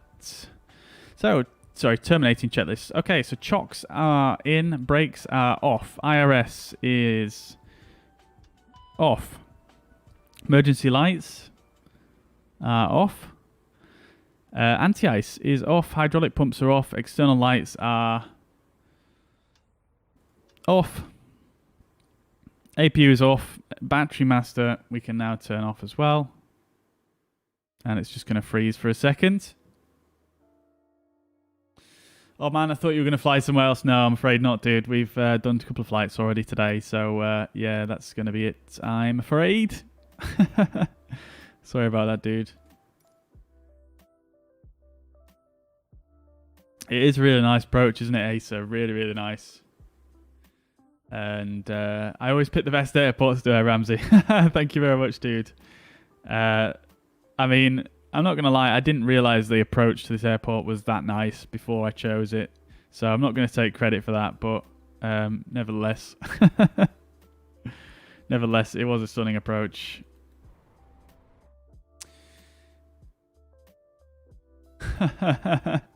Yeah, I do, don't I, Ramsey? But it's obviously not. I mean, it's not intentional. I promise. It's not intentional. Okay, then, guys, that's going to be it from me for today. So, yeah, thank you very much for all the support, guys. Thank you. I hope you guys have enjoyed the stream today, and hope you've found some new airports to go check out and.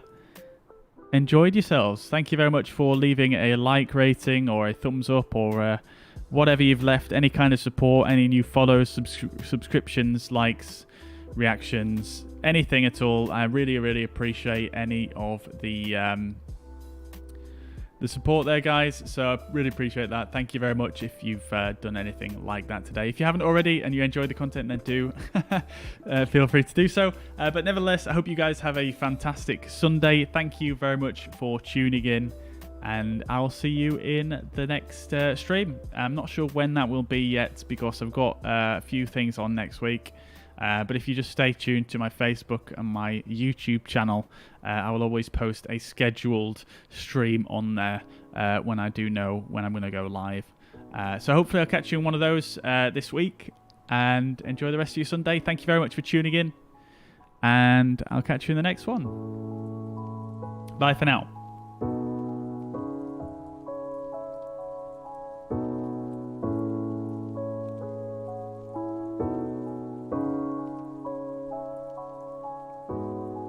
The end screen isn't coming up. This is a bit awkward, isn't it?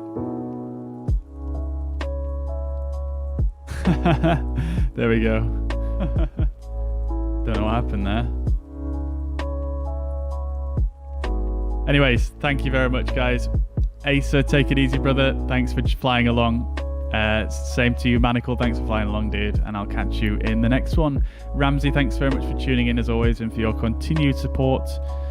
Odin, thank you very much for the support today as well, and anyone else that's tuned in. Chris, if you're still here, take it easy, brother, and I'll catch you all next time. Bye for now.